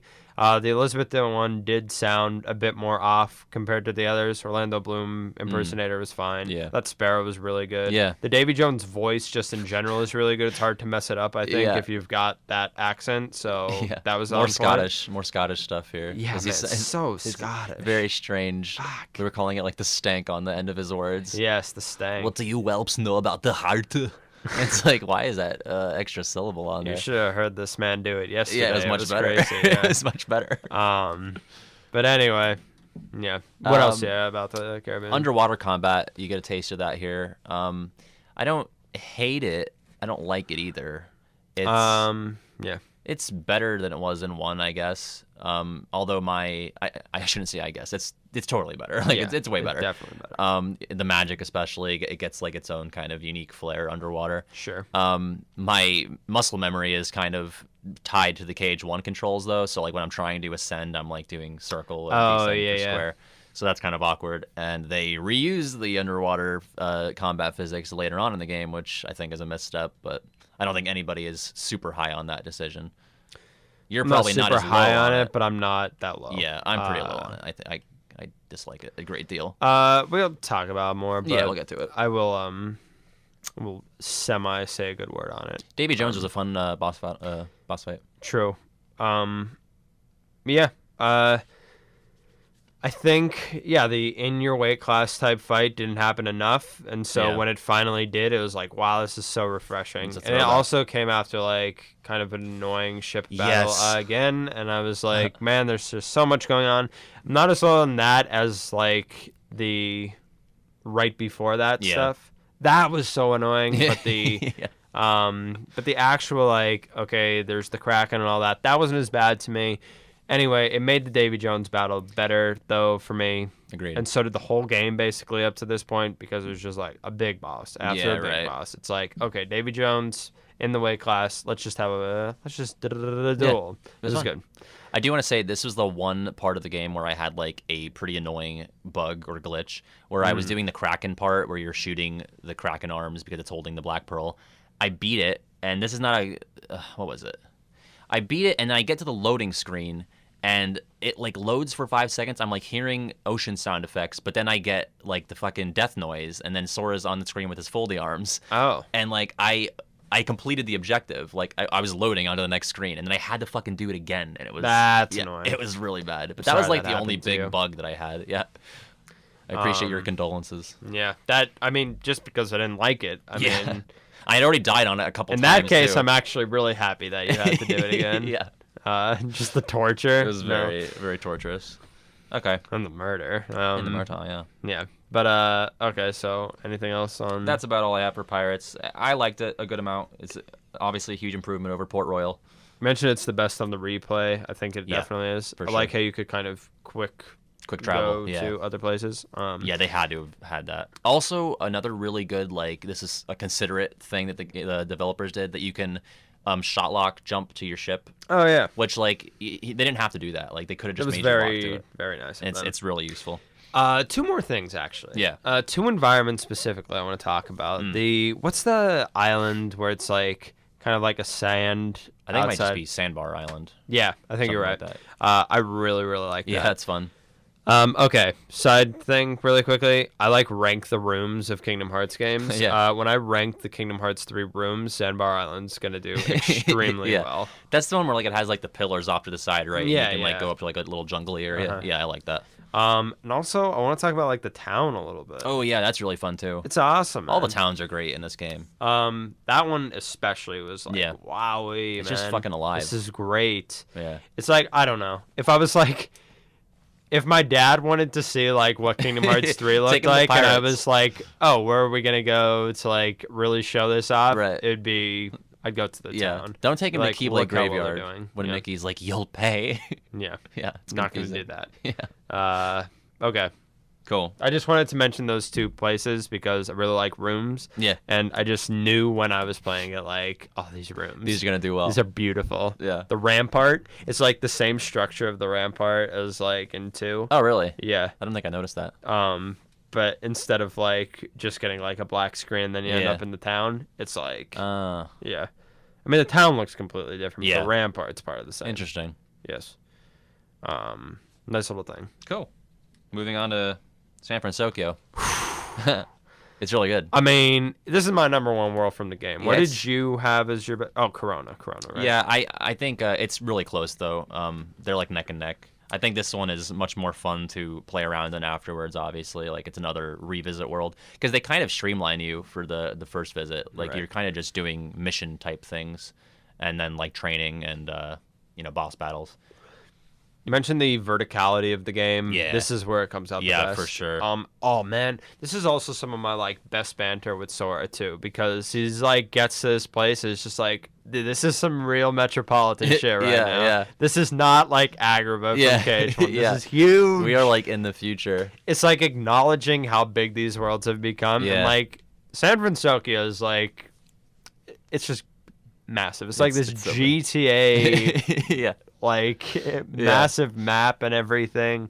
And it's different. Like it's yeah, not. It's right. unlike anything else you've ever had. Like I guess Caribbean is close to that, but It it's- has like an Arendelle feel to me because it is so different Yeah. from like the other worlds structurally. I guess in like its look. I guess in terms of the aesthetic, the closest thing we've had is like World That Never Was, like for 2 Yeah. rooms, and that's you got the memory skyscraper, but that's it. Yeah. This is like truly futuristic city Right. environment.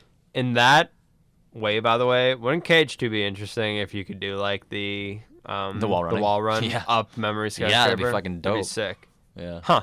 I wonder if like that reaction command with the Xemnas fight actually yeah. like inspired the I wouldn't be surprised. yeah. Interesting. But yeah, anyway, that aspect of the game really, really comes out strong in there. And another being like a really good feature to me. And I Yeah. really like the kind of air what's Shot that lock called? thing? Yeah, the shot Yeah. lock thing. Air step, I guess. Yeah, air step. Or airdrop or Yeah, whatever. where you could kind of like connect through the buildings. Yeah, it's just really satisfying to makes do. the exploration a lot more fun. Yeah. Also like jumping off the buildings, dark. It's very hard. Put your Also blindfold really on. like it way more during the daytime, by the Oh, way. really? I like it at nighttime more. Yeah. I like the music in the nighttime Yeah. way better. I'm like, oh, this is a Bob. I'm just gonna stand on the save portal. Let's go. Yeah, it's really good. It's so fun when you have glide and you can come back too. I want to talk about the real organization Oh, member right, here. Dark Riku here. I think it would have been better if they had some kind of way to get a hold of Data Riku and then worked in like the coded cubes instead of Yeah. like random dark cubes, because it's got like the same structure. So it's like, all right, let's make coded somewhat relevant Yeah. here. It's kind of got like this data technological feel to it as Yeah. a world, and then that game obviously is dealing with that type of thing as much Yeah. as it can, as much as Mickey Mouse can understand about data. Yeah, So dumb. Mickey needs better security credentials on his laptop for sure. So basically, there's just like a lot of potential, I think, with like the Data Riku. He's not like a bad character, but like, okay, you're made him bad for this. I think that probably works better. And then when you just kind of like phone in like the Dark Riku thing, it's like, oh, it's the time traveling when he was possessed version of Riku. Like he's like the biggest head scratcher organization member. Yeah, right. It's like I like get it, but I don't know. Surely there was someone else. is that really a character? Yeah. Like I don't consider like Riku Ansem a character, but I do consider like Data Riku like its own character. because he's its own entity. Right. Riku It's Ansem like- is just two people occupying the same space. Sure, there's like 3 Rikus to me. It's like Riku Replica, Riku, and Data Riku. Data Riku. Yeah, I mean, I had not considered the coded connection as much. I feel like the whole coded acknowledgement kind of drops off after Twilight Town. Yeah. Like they kind of mention it a little bit around there, especially like Donald and Goofy. Sure. Yeah, it's fine. I still kind of like Dark Riku. Like they had to have Dark Riku in the organization, so it's like, who's gonna go to this world? It should be him. Right. But because the whole like 2 Baymaxes, 2 Rikus thing is kind of a tie-in, I guess. Well, I suppose there's also like a thing which you don't know which Riku that is for the longest time. Yeah.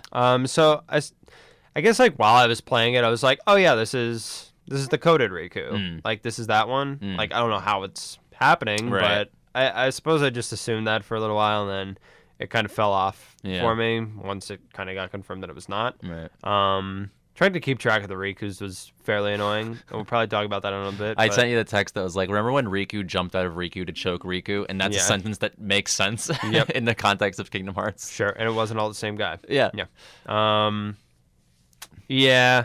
So San Fransokyo maybe could have did a bit more in the story in that way, but what it does do in the story otherwise, I think is really strong. Yeah. I know you haven't seen Big Hero 6, but Right. first of all, it's really fair to all those characters. Like, okay. Yeah, I liked all the characters. They were fun. Fred, I'm not nuts about, but like, I liked Fred, actually. yeah, I'm not nuts about him. I mean, he's fine, but Yeah. I'm not like always my favorite. Yeah. I like Go-Go better. Yeah. And so, I don't know, kind of emphasizing her as like the one who gets to go sit on the bridge is kind yeah. of fun to me. That was nice. I like acknowledging that she's maybe a little bit more of a friend to the brother Yeah. than others. I just don't know, want to say, appreciate in that scene where they're sitting and like Sora goes Roxas for a second. that. Yeah. So, Hero is Hainer, Go-Go is Olette, and Baymax is Pence. It's really funny because it's just like, okay, well, who's the They're fat both one? bad. Yeah. So rude. That's really fun. It's really fun. So yes, San Fransokyo, I think does some cool things with the story, especially regarding the heart. I don't think the moral decision is like as difficult as they make it seem. Yeah, it was it's like, oh yeah, crush that shit because you could just make another one. Right, like the good one's right here, you know. Yeah, so, right. Like, what the fuck is the holdup here? Like the That's- original Baymax, like, yeah, we could destroy the heart because we can make another one, Right. and it'll be the actual one that we like. So Yeah. I don't know why the moral decision was that tough. I feel like the other day when I was thinking about it, like I came up with something, but right now when I'm saying it all out loud, it sounds like bullshit. So just not gonna go with it. Okay. I don't like it. I will say, Well, no, I like the representation for like the old Baymax, and then what it equals is like, oh, 2 Baymaxes. Like that's Yeah. fun to me. Yeah. But I just think like the moral decision's kind of overblown. That's my only beef. I with it. agree. Now that we're like done with the Disney worlds, I do want to say it in terms of what they all did. They all kind of tie together in terms of the theming, which Yeah. is like anything could have a heart, basically. Yeah, right. Like, and we talked about this, but like the toys and the robots, and it goes into like data. I feel like there's other examples too. A snowman, like you said, Yeah, with sure. Olaf. Like anything, I think that's where the series is going in terms of how they're going to explain what Kingdom Hearts is. We're not going to get too big on the theory crafting here, but I think that's like the message of Kingdom Hearts 3, outside of like character specific stuff, is that like anything can be assigned a heart if you believe that it can. And Verum Rex Right. as well. I think that's where they're going with Verum Rex too. People believe that it's real, and so it is real. If you can believe in a world, if you can imagine a world, believe in it and jump in. Oh or yeah, there you something go. like that, or They're dive fucking in. setting it up right there. Yeah. I forget what the actual quote is, but yes, I Yeah. kind of remember seeing, maybe you sent it to me, but it was like something thinking that like, okay, Kingdom Hearts is like this heart manufacturing. It could, if enough people believe in it, it could happen. Right, you can assign existence to anything if you believe it. Which, you know, fucking corny Disney Square shit, but that's what we're here for. you Yeah, know, it's fun. Accept the rules of the universe and go with it. I like it. Real big side note before we go into like the original worlds, Yeah. and this has nothing to do with anything. Just go with it. Yeah. I really like Zero from Halloween Town. Yeah, he's great. He's a cute little pooch. Yes. Yeah. The reason why I was thinking that, I was like trying to think of past worlds. It's like, okay, what shouldn't have a heart that does? It's Oh, yeah. like, I don't know, a ghost dog. A ghost Maybe dog that's made kinda out weird. of a bed sheet. Yeah. Yeah, It's great. that, or a literal sack of shit. Yeah. Literal walking, talking sack of shit, oogie boogie. Yes, there's Halloween Town, that whole world too. Yeah, it's well, monsters and shit. like dead. I mean, Yeah, they're dead and- hearts yeah. that like are kind of revived. The so experiment in Cage that too. may be what I'm thinking. Oh yeah, that's a really good Yeah. example. Hostile Program and Space Paranoids. Yeah, Halloween Town Kingdom Hearts 2 is pretty good. I like it. I like it. All right, so now we're kind of backtracking just a little bit, or Yeah, 'cause we gotta like, go It comes through- in through a couple times, but let's just talk about like the Dark World stuff. Yeah. You start off because I don't have super strong feelings on it. There's, I don't know, only one thing I think pre-anti-Aqua that's really even like worth noting. Well, maybe two things. Like one is like Riku and Mickey. Kind of their incompetence is revealed kind of in a lazy way. Yeah. They're not very good, and like Sora's obviously more well equipped to do this, and I don't know why everybody shits on him throughout the game. Like They're very hard he on can't Sora. do anything. Like no, he just kind of saved the world where everybody just sat on their ass or got Yeah. possessed or something. So like I don't really understand that. There is like they certainly a don't really disconnect. accomplish anything. Yeah. Like Riku and Mickey. So the Dark World stuff falls flat in that way. Well, for the me. first visit especially. Like I don't even know why it's in the game. Like why do you go there the first time? I mean, well, it's just to I know why. the Aqua stuff, right? Yeah, but I feel like you could set up like why do we have them get to this point? They're like, oh, Aqua's even deeper down than we thought. We need to go back and get our shit together. Like why? Hold all this for a second. Yeah. What's the point of going to the Disney Worlds? Oh yeah, we meant to talk about that. And besides Olympus, I don't know. Yeah. I think the organization members have a good reason to go. I think that, yeah, definitely. But maybe Sora, you can say Sora is like making sure they're not there, but like, okay, aren't there like a million worlds? I guess what they'd say is like getting stronger. Like there's a reason to go to Olympus and Twilight Town, but Toy Box and Corona and everything else after that yeah. is just kind of there Yeah. because it's on the map. Like, Right.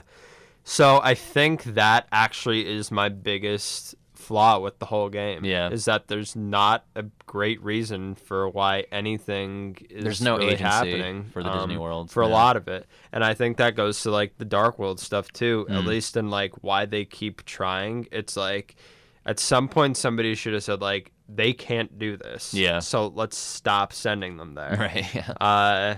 It's not even like a moral thing. It's just like they're not even that good. Yeah. Like just let's stop. Yeah, they're both masters and they do a pretty shit job, don't they? Yeah. They're not that great. Nope. I'm not impressed with them, especially Mickey. I think he's just a dick in the game. Yeah, we were saying Mickey's Dicky Mouse. Yeah, he's like the worst outing of all the entire series. Is Cage Certainly. 3. Yes. And they don't really give Riku a whole lot to do either. Yeah. I don't know what you have him do in this game. I like his scenes with Sora at the Keyblade Graveyard, but Yeah. There's- You know no. what I think you have him do? Yeah, Save Aqua.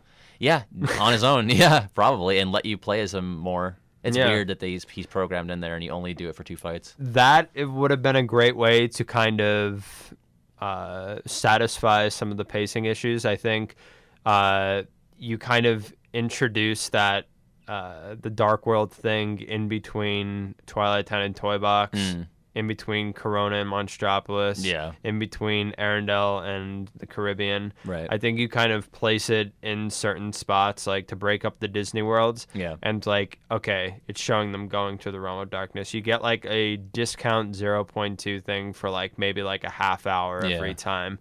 And so you're getting kind of closer so that by the time you're done with San Fransokyo, it's Sora. Then Riku saves Aqua, and then everybody goes to Land of Departure together. Yeah. To go get Ventus. I agree. And then that's when you get to go play as Aqua. She says, everybody stand aside. Yeah. I'm going to take this over. You've seen me too weak for too long. So, yes, I think that's great. By the Yeah, way. just have them go to World of Darkness once Yeah. and get it all done. And then don't have Sora come in or like, because let Riku be useful. You know? Yeah, right. Well, and I've always, well, not always, but like I've kind of long been a kind of believer in that, like it's Riku's story, and like 3 kind of disproves damages that, yeah. I mean, I think like if he was the one kind of like doing the plot stuff while Sora was doing like the more hint type stuff, like Riku was directly affecting things while Sora was kind of indirectly being a part of it. I think it probably would have been like, see, it is really Riku's story while like Sora's kind of making sure everything's okay back home. So I maybe would have changed some things there, and I don't think you really need to change anything about Sora's journey otherwise, other than giving more of an incentive, and then the Dark World stuff kind of plays for itself. You don't need Sora to go to the realm of darkness, even though I think when he does come down, it's like chilling. Yeah, it's really fun. The reaction command Sora, that's my second favorite reaction command in the game. What's the first? Well, number one we is, know, yeah, we'll get there. Really I don't even want to say it. You won't even I don't say it. Yeah. But press triangle to Sora. Yeah, that's fun. Yeah, that is really cool. Playing as Riku, I think, would have been more satisfying if you just could have had like one menu beforehand so that you could have changed Cure to X. Yeah, that pisses me off because every time that happened, I would. And I think in Verum Rex too, if you leap out of the Gigas, your fucking customizations are messed up. Oh, really? Yeah, so I'm like trying to heal and I end up thundering and dying. Yeah. But yeah. So Dark World stuff, I think could have been a one journey thing, spread out a little bit better. Yeah. To kind of alleviate some of the pacing problems that the game has, maybe allegedly, but I think there is something to the idea that the pacing is off. I think it's better pacing than 2, aside from not having the middle point. But yeah. If you want to make it even better. Yeah. So the Dark World stuff could have been handled better. Yeah. I think everything that like happens there is kind of underwhelming until Sora's there. Yeah. I don't know. I don't like Riku's new Keyblade either. It's boring. Yeah, it's just looks like Fenrir. Yeah. Fenrir is great. Yeah. Okay.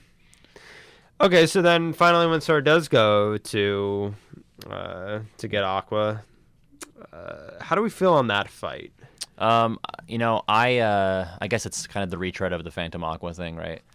It is. I mean, obviously, like, it's attacking way less, and there's way less to, like, telegraph and think about. Like, the Phantom Aqua is probably, like, top 5 hardest battles in the whole series. Yeah. Like, it's spooky. Yeah.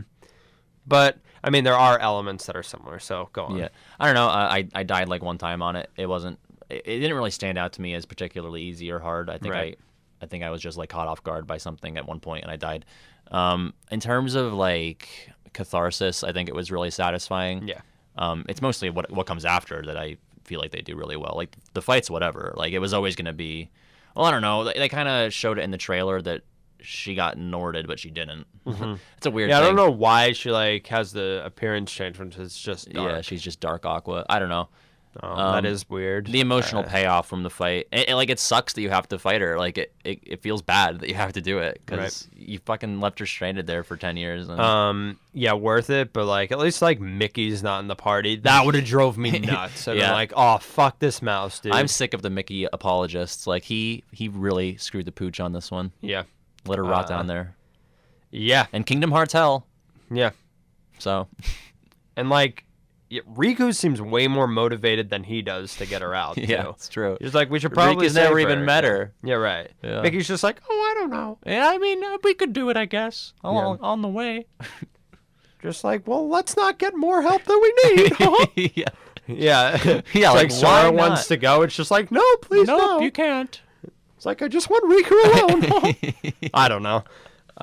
So the Dark World stuff is odd. Okay, let's get the fuck out of there then, because when she wakes up on Destiny Islands and she's that's the catharsis. When she's right like, there. when did the Destiny Islands succumb to darkness? You're in the realm of light. No, Aqua, you're here. You're home. They're called heartless. Yeah. No, the opposite exactly. Though. Yeah. Yeah. It's really good. The anti-Aqua music is really good. Oh yeah, true. It's glorious. It's the best version of the Aqua theme. It's a top 50 Kingdom Hearts track. Wow. We're going to talk about music later. Ooh, yes. The Dark World stuff, yeah, we're done with it. Yeah. When she wakes up, it's glorious. Yeah. Also, I like how Riku's not all about the hug. He's just like, yeah, good job, let's guys. Get on in there, I guess. I'm not really a hugging kind of guy. Yeah, right. I mean, Aqua's hot, but like, I don't know. Yeah. She smells like darkness. Riku has, a sensitivity. It's the smell of darkness. Exactly. Yeah. Yenzo has it too. Only 2 people in the whole series have it. Riku, Zexion. Yeah, they have smell powers. Zexion. Zexion! What? The fuck do you want? It's great. Little callback there. Oh, let's go. One of the best scenes in Cage 2. Yeah, Cage 2 is the best game. Yeah, it's so good. Anyway, so Land of Departure, Castle Oblivion we go to next. Yeah, that was like a big pan-shitting moment for me too, Yeah. because I mean, it's like I think everybody knows on the record now. It's like I'm a huge Chain of Memories fan, so it's like, dude, it's Castle Oblivion. Let's go. When you hear the music and like you knew you were going here too, like you knew. That's the thing that Kingdom Hearts 3 does so well is like you know all these things are gonna happen and you're still so fucking excited when like it's basically happening exactly how you thought it would. Yeah, I don't know. Just like there were some moments where like it's just like a framing thing. Whenever I saw like Riku and Ventus in the same frame, I was like, this is the dude, let's go. Yeah, this is what we've waited for, man. Yeah, it's so much wish fulfillment. This is what we want. It's and great. You know, I like the fucking everything getting backloaded to the end. Like, obviously, it would have been nice if there was more story relevant stuff happening, but it's so exciting that it all ramps up at the end like that. Right. I've seen some people disappointed that like you don't get to explore Castle Oblivion, but I don't really know. Like, it doesn't make sense. If they were to go there without Aqua, they were never going to find Ven. Like, that's impossible. So if you're going with Aqua, why would she fuck around in Castle Oblivion? She's just going to turn it into Land of Departure, which she does. Which is amazing that that's just, like, an ability that you have. Because she turns fucking... it's all wrecked. Like, the whole Land of Departure gets destroyed by Xehanort. So she turns it into Castle Oblivion, and then she has the ability to turn it back to Land of Departure, but before it was destroyed. Yeah. That's, you know, just fucking swing the Keyblade. So how about like that actually became like playable for a moment? That was so surprising. Yeah, I actually didn't expect that. I had no idea that was gonna happen. I said this to you when I saw the save point there. I was like, oh, is this like the like final rest part where like everything after this? Because I wasn't sure. Like maybe we're just gonna get Ven and then we're gonna go off to the Keyblade Graveyard and it's all gonna be, you know, end game stuff that you have the save file before that and you can't do anything after.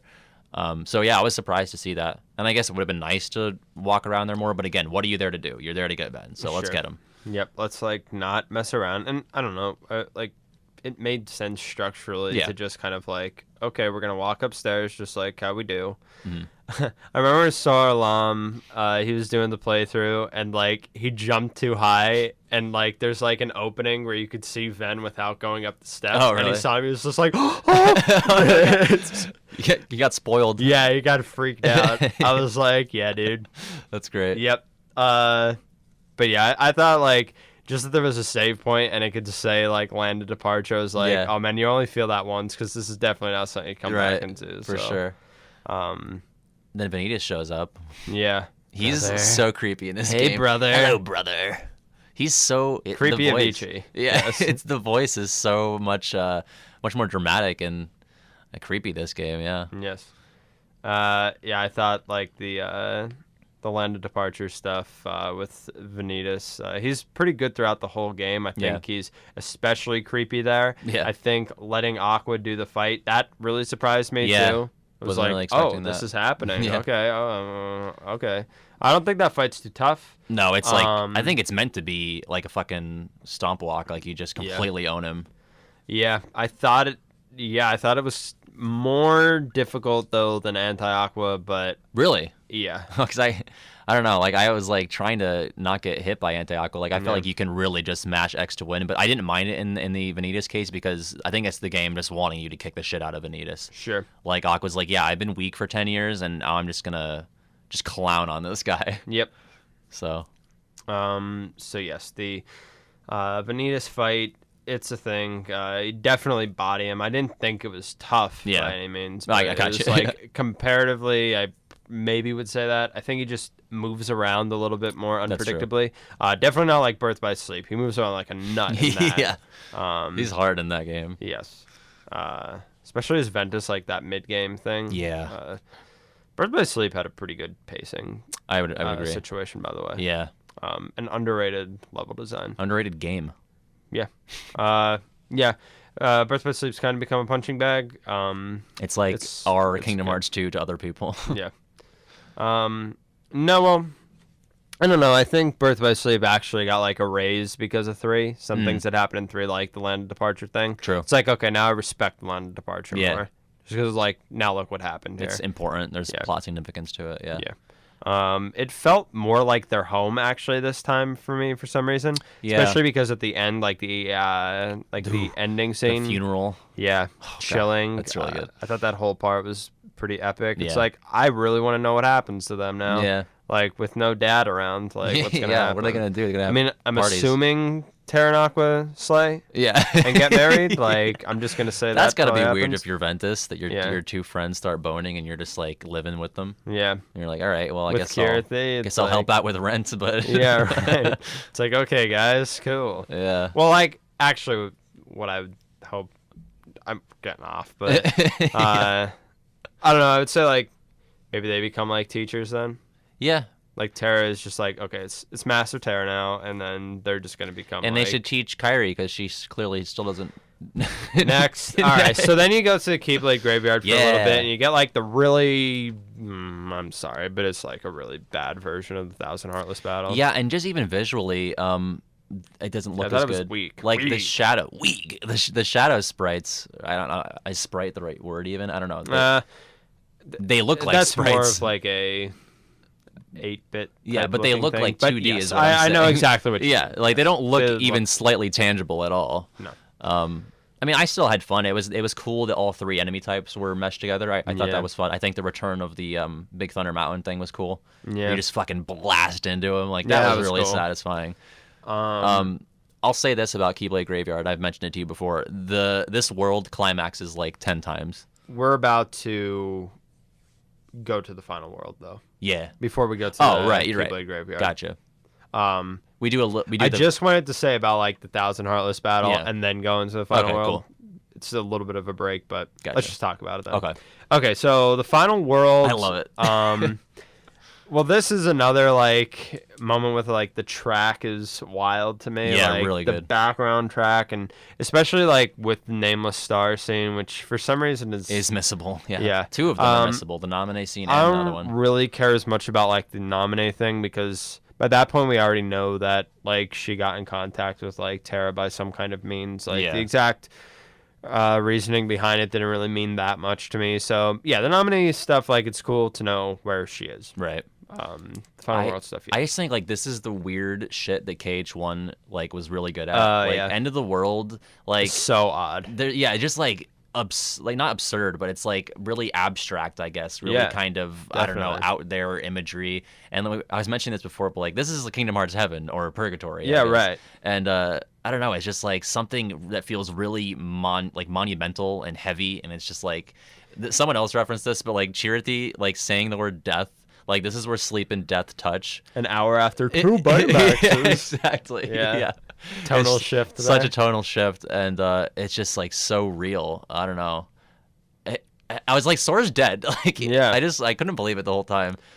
The whole sequence was just really cool to me. Having to Yeah. collect all the phantoms was really fun. That was like extremely abstract. Yeah. Like to get that, what you were saying, Yeah. like that imagery alone is like so odd. Yeah. Man. It's just so fun. extremely odd. Yeah. Yeah, the final world I thought had like a lot of good stuff. I wish they didn't show it in a trailer. Yeah, that goes for a lot of the game. yeah, Just to get off on that a sec, like Phantom or Anti-Aqua, I wish they didn't show. Yeah. Especially because you and I were under the assumption that was going to be really early game shit, or at least like before the midpoint. I would say. Yeah, like I had in mind that like some of the Keyblade Graveyard stuff was gonna be like midpoint stuff. Oh, though. interesting. Like when Sora like does the scream, which Yeah. was actually way more played like in the trailer than like it was downplayed comparatively in the Yeah. actual game. But like the Sora scream, like I thought that was like mid game, and then Sora would have to do like a second half of Disney Worlds without okay. Donald and Goofy. Interesting. And that would be like some part of why there would be like the 2 party members. Like there was like the red herring of like having 4 party members, but then Oh, I see. now I knew Corona was like a mid game level too, so I was Right. like, oh, I wonder how the timing of this is gonna work. I Yeah. forget if they ever said anything about Toy Box. So like I was trying to play this all through my mind, like, okay, so he's gonna have to like have like your replacement friends. Right. Like Marshmallow, maybe that counts as like one person himself. He Gotcha. knows Sparrow, so maybe that counts as Yeah. one. I was trying to like justify all this. It was very shaky for me. Yeah. Like it wasn't really coming together. So like having all this stuff like pushed to the bottom, whatever. But anyway, back to the trailers. Yeah. I told you like we said at the top, like 6 hours ago when we started this, that some of the stuff that was in the trailers really affected how I like viewed the game. Right. And there was still some like shock moments. Sure. Like the aesthetic of the final world kind of was dampened by it appearing in the trailer. See, I don't think I had seen that, so maybe that's why I was like so fucking in on it. Now looking back on it, it's like, ooh, that's just great stuff. Yeah. And who's the nameless star?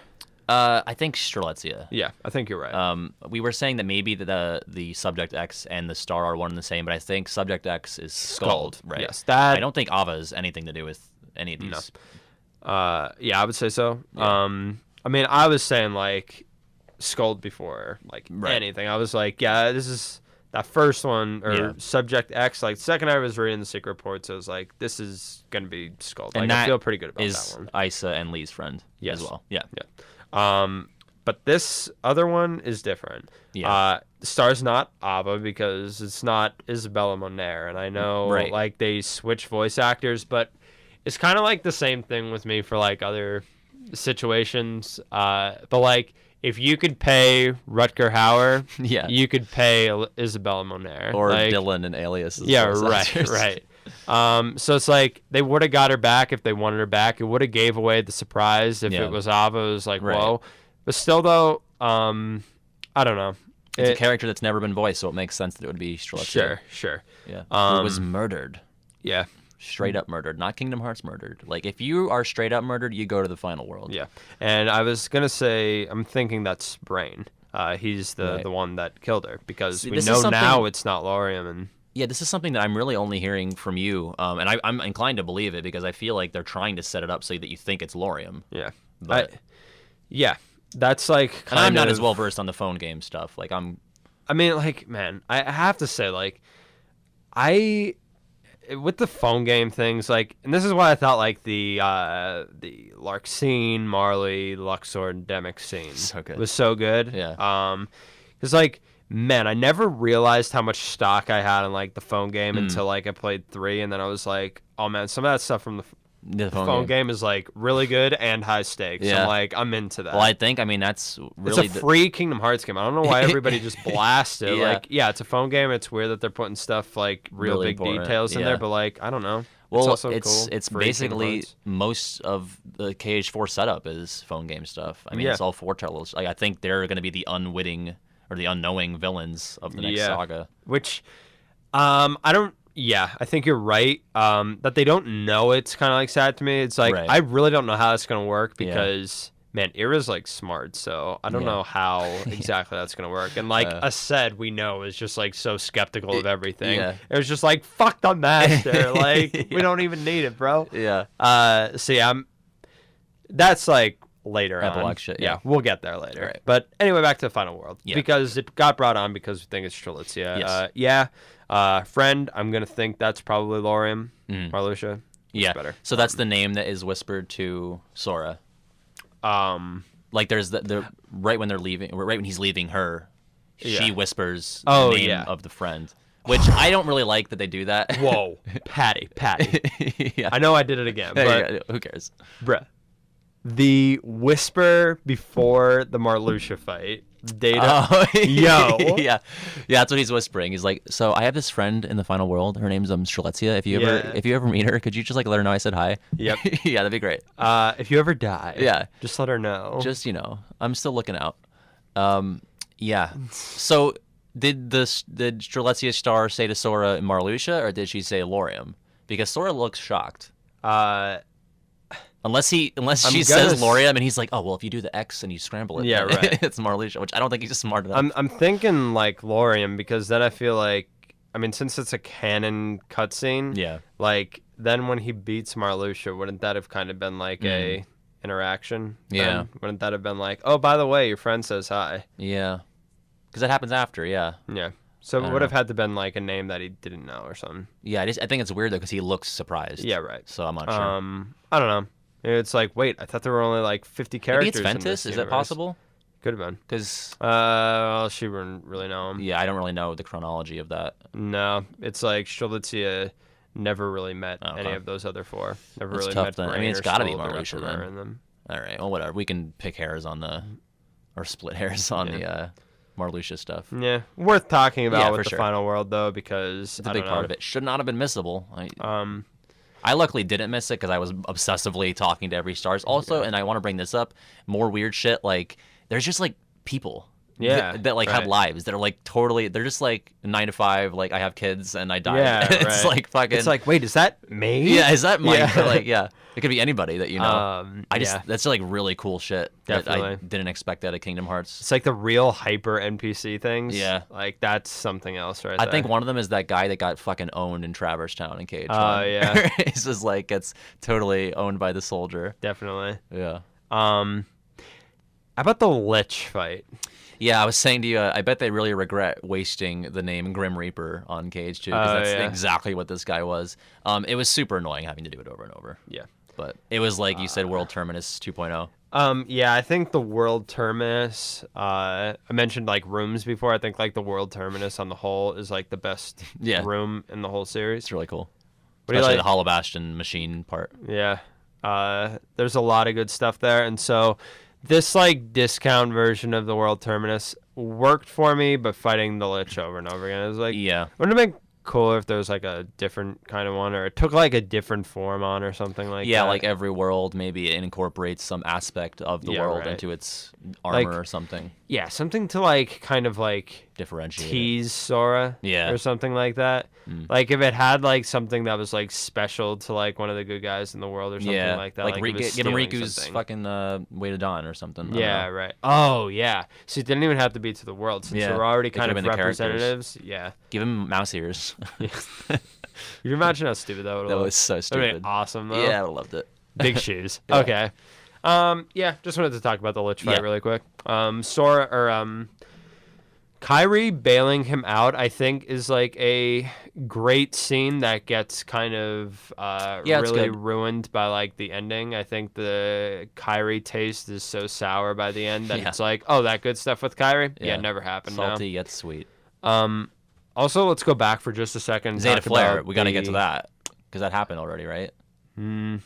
Well, I mean, there's like the weird time travel thing. Like, why do they go back in time? I don't know. I can't even begin to. That's like something that I agree with people nitpicking. And I wouldn't even call it a nitpick. It's Yeah, it's a genuinely real one. confusing. I don't get it. It's a full pick.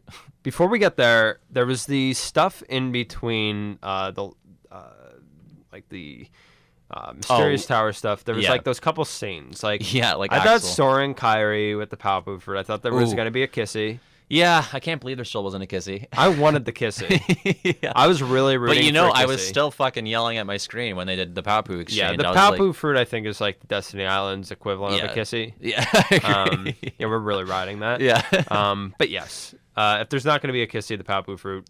But it's like means more. it's amazing. Like you know what's gonna happen in this game. Like you know they're gonna share the Paopu fruit, Yeah. and you're still fucking way hyped when it happens. Yeah, like it's it's just great. it's so good. Like emotional payoffs is what Nomura does best, I think. Right. So I guess my one question would be like, why did it take this long? Since I mean, I guess it's because like everybody might die tomorrow, so Right, that's yeah. one reason. But and they did. it's also like, yeah, they also spent like a year together, like on Destiny Islands after KH2. Is it a year? A whole year? I just guess. I don't know. I just kind of don't know I feel how like much time two. was there. I feel like they maybe spend a week on after 2, and they go to do dream job shit, and then Like it's how long does coded take? I guess. Yeah. Like how long does it take to Probably get like to an coded? afternoon. Yeah, it was like one day. Yeah, I can't expect that. I don't know. That could be possible. Yeah, I don't know. I try to not think about coded except for in terms of San Fransokyo, so I don't know. Yeah, agreed. Riku and the Riku replica on the beach is looking at your edgy self from 5 years ago. Oh, yeah, that's right. Agreed. It's fine. Yeah, I'm actually very pleasantly surprised that they decided to give Riku Replica some stuff to do because they Yeah. really didn't have to at all. Like Yeah. he could have just been a guy who died in Castle Oblivion. That was for guys like us. yeah, right there. it's like It's total wish fulfillment for us. Yeah, yeah. I mean, every time something with Calm was referenced, even Luxord talking Yeah. about cards, I was Yeah. like, oh yes, you were born for Give me these that. kinds of games. I was like, that's me. Yeah, that's me. You're talking about me. I'm born for it. Yeah. But yeah, okay. But Speaking of that, just the scene where everybody kind of meets up at Mysterious Tower and Axel. Getting there. Yeah, a lot me a sec. of leaning on the fourth wall, which is yes. really fun. All right, but on Axel though, okay, the Axel and Kyrie cutscenes for the rec I think are strong. I think that really like close up of Axel's eyes when he starts to cry, I was like, Yeah. dude, look at what Cage 3 could do. Yeah. That's really good. Yeah, it was great. But to skip ahead like to the Axel and Sayek scene on the clock Oh, tower. I love that. Now I'm like, in addition to loving Calm, I'm also notorious for being like A big 10 Isa feet Sykes up Sykes' ass. Like, Yeah. just love that character and everything having to do with it. So Yeah. like that scene, that was like the true wish fulfillment there. Yeah. And they didn't show too much of it in like trailers and stuff. So Right. like, oh, this is great. Like I knew it was coming, but I didn't know when, which Yeah. was a big thing. That could have been after the fight, actually. It's true, So I yeah. really didn't know. Also, Axel saying, "I'll clobber you tomorrow." Yeah, it's like, he makes it sound like it's a baseball game. Yeah, like, right. It's like we're not like fighting for the death. It's like Yeah. the fucking like town's bowling league that we're gonna Yes. compete in. And like Sykes is like kind of cool with it. He's like, just "Oh, like, yeah, I maybe." expect nothing less. Yes. Yeah, it's very good. I actually did the voice for Sykes in Kingdom Hearts 3. Welcome to the podcast, Kirk Thornton. Yes, right. That's why I haven't been saying the name. Yeah, exactly. But anyway, I'm the We're not saying nameless our names star. because Kingdom Hearts 2 fans are gonna send us Anthrax. Yeah, that's right. So they send me the Anthrax. Fuck it. Yeah, I'm the nameless star. Yeah. I'm Patty. Fuck it. Hi, it's Patty. Nice to meet you. All right. But anyway, Great so, scene. So back to when everybody's meeting up with each other. Yes. Okay, this is what I'm saying with like the Riku and Ventus in the same scene. Like, Yeah. shit. Me and you, we love that scene in Birth by Sleep. favorite scene in the It's the series. best scene in the series because it's like the Axels, or Lee, Isa, Philosophy. and Ventus. Dropping and, philosophy. Yeah, Lee's just dropping philosophy on everybody. Inside people's memories, I can live forever. So good. Well, I can tell you are. I really enjoy. You ready? Yeah. Yeah. Ta-da! What do you think? We're just saying quotes. Not a whole lot. Yeah. All right. Oh, that's great. But anyway, when Ventus is just like, we're friends, of course, duh, Yeah. idiot. I was just like, Yeah. dude, he remembered. Well, to He him, it was knew. like 2 days ago. Yeah, right. I got hype. Yeah. It was a big hype moment for me. Best part of that scene though is when Jiminy pops up and and Lee's just like, now who? Who the fuck is this cricket? Yes. He texted me. Yeah, right. I love that it's canon that Jiminy has the wiki on his phone. And Yeah, right. he gives everyone Like- a phone. So Chip and Dale have been like fucking Chinese children sweatshopping these gummy phones, and they have one for everybody. That's gonna Yeah, be right. at least 8-9 phones. They're probably all color coordinated Yeah, and have some exactly. kind of symbol. Like Sora's is the crown, but The everybody definitely has ringtones a are all different- their themes. Yeah, their right. Character themes. So is Lee's ringtone then like 13 Struggle, for 13 sure. Struggle, Yeah. yeah. I think a lot of people thought it was like Axel's theme. It's not. Yeah. Zigbar has his own theme. Fun fact in Dream Drop. Oh, It's, wow. it's a little remix Nice. version. Yeah. Oh, also something else that's going to be in the... I'll talk about when we talk Okay. about the epilogue. Okay. Yeah. So back to the Keyblade Graveyard. After the final world lit shit. All right, so we're back. Yeah. Somewhere- Wait. But before that, Yeah. we have to go back to Donald fucking killing Terranort. Yeah, we're there. Oh, that hasn't That's happened where we're yet? at. Wait, Well, what is the That's chronology just what here? we're talking. I forget the order, and I don't really feel like ironing out. Okay. Like, let's just say all these things All right, happen sure. in some order. I just thought the lit shit happened after Zeta Flare. But it's interesting though that like even you and I aren't willing to like try to figure out what order this It's all goes too into hard. because it's like, wow, this is so bad. Yeah. Like this is so horribly handled. Like It's the how they worst did big this. thing to happen in the game. Other than there not being an explanation for like the why we're doing this, Yeah, like sure. why we're going to Disney Worlds at least. I know we're doing this again, but why we're going to Disney Worlds, that's number one. Yeah. Number two, why is this time traveling Yeah. happening? And it's like, are we aware that we're doing it again? Because Aqua and Ven are not acting like it. Yeah, but Sora right. seems to know. Yes, So right. it's very strange. Some people are aware of it. Like, I think Donald and Goofy are aware of it. I guess it's like, okay, giving Sora another chance, like, Yeah. because he did this, so it's like, okay, he's getting another chance. Like, he knows what's going to happen, but then why does he let Ven run up to And Terra he doesn't then? even end up saving the day. It's Lingering Will that saves the day. on the Yeah, second right, right. go. Okay. So it's dumb. I It's really bad. just need to talk about Donald fucking killing Just do it. Terranort. Just- It's just so go- good. run with it. It's so good. He's the most powerful mage in Going Square very Enix far away canon. from I cannot stress enough how much I love that scene and how fucking important Donald and Goofy are in this game. Like they're like the protective dads, and they're really having Sora's back this go around, and it's so cathartic, especially when they walk up at the end with him to go into the sack. I don't know, it's just really good. That's all I have to say. It's really good. I really liked it. Zeta yeah. Flare, and he died. The Donald thing is really good. All the stuff with those characters, I think, really works. Goofy fucking blocking Terranort with his shield and then giving him like the death look. Yeah, right. And then he's Just like, Donald, "Bitch," don't as do he Zeta runs Flare, back. Donald, because I know how strong it is. You've done it before. We've been through shit. Yes. It's awesome. Yeah. Okay, so that all happens after the final world. Yes. Because, right, it doesn't like... Donald... No. No, The Donald stuff happens before the final world. Correct. Because in the he doesn't Zeta Flare real twice. universe, yeah. Yeah, and this time doesn't Lingering get Will knocked shows out, up. Yeah, Right. and he saves Ven and Aqua, and Gotcha. so all that other stuff isn't necessary. Right. Okay, so, but also in that whole, like, mix of stuff, Yeah. there's also, like, the best Demon Tower fight in the whole Yeah. thing. Well, no. Obviously, like, the final boss of 0.2 is the best It's one. so hard too. But that's a great design, though. Yeah. This one's not as well designed, but I think it's, like, epic because you get Donald and Goofy to fight with you. Yeah. So it's like, oh, okay. So, like, this is, like, something that not just Aqua has to deal with. Right. Like, okay, the core gang is also fighting this Yeah. right now. That would have been a really good opportunity to have, like, 15 health bars and have everybody that was there fight it at the same time. Yeah. Group fight, because we never get that, and we probably should have at some point. Yeah, you would think this would have been the game where that would happen. Yeah, even if everybody had a health bar, it would have been kind of funny if, like, you went to go use a potion and you had to, like, scroll to which one Yeah. was dead. Yeah. Very good. It would have been, like, reflective of, like, looking around and being like, oh, Aqua's knocked out over there. It's be like, Scroll on down. Yeah, there you it go. is. Yeah. So that would have been kind of funny. Yeah. Or really fun to have everybody fight alongside you. But, Yeah. okay, I think that's good. But what comes after is just, that's just a nut pop. Yeah. Which nut pop? Because there's a couple nut pops in the Keyblade There Graveyard. is, but my absolute, like, my second biggest one in the whole game Yeah. that didn't also equal tears was when the Unchained Key Yeah, okay, I got you. reaction command happens. You're throwing gamer tags Yes. at the big bad entity. Yeah. Okay, I meant to ask you this. Like, is that your name in there? Like, did you get in the contest? Yeah. Like, that actually is you? I mean, Because it's the name and there was never any confirmation that I know of from, like, anybody that actually was like, oh, Yeah. like, they said that I'm going to be in the game. Like, Right.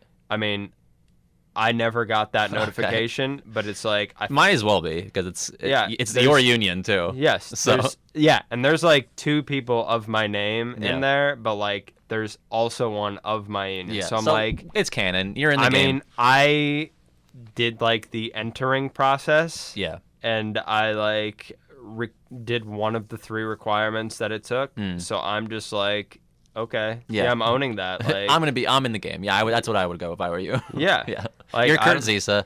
Yes, I'm the Kurt Zisa of this game. Okay. But no, I am owning it, and even if I was not owning it, still like an epic moment because music, one. Yeah. Oh, so need good. any help? Oh, yeah, Need Ephemer. some help? Yeah. Yeah. Ephemer's great. Yeah.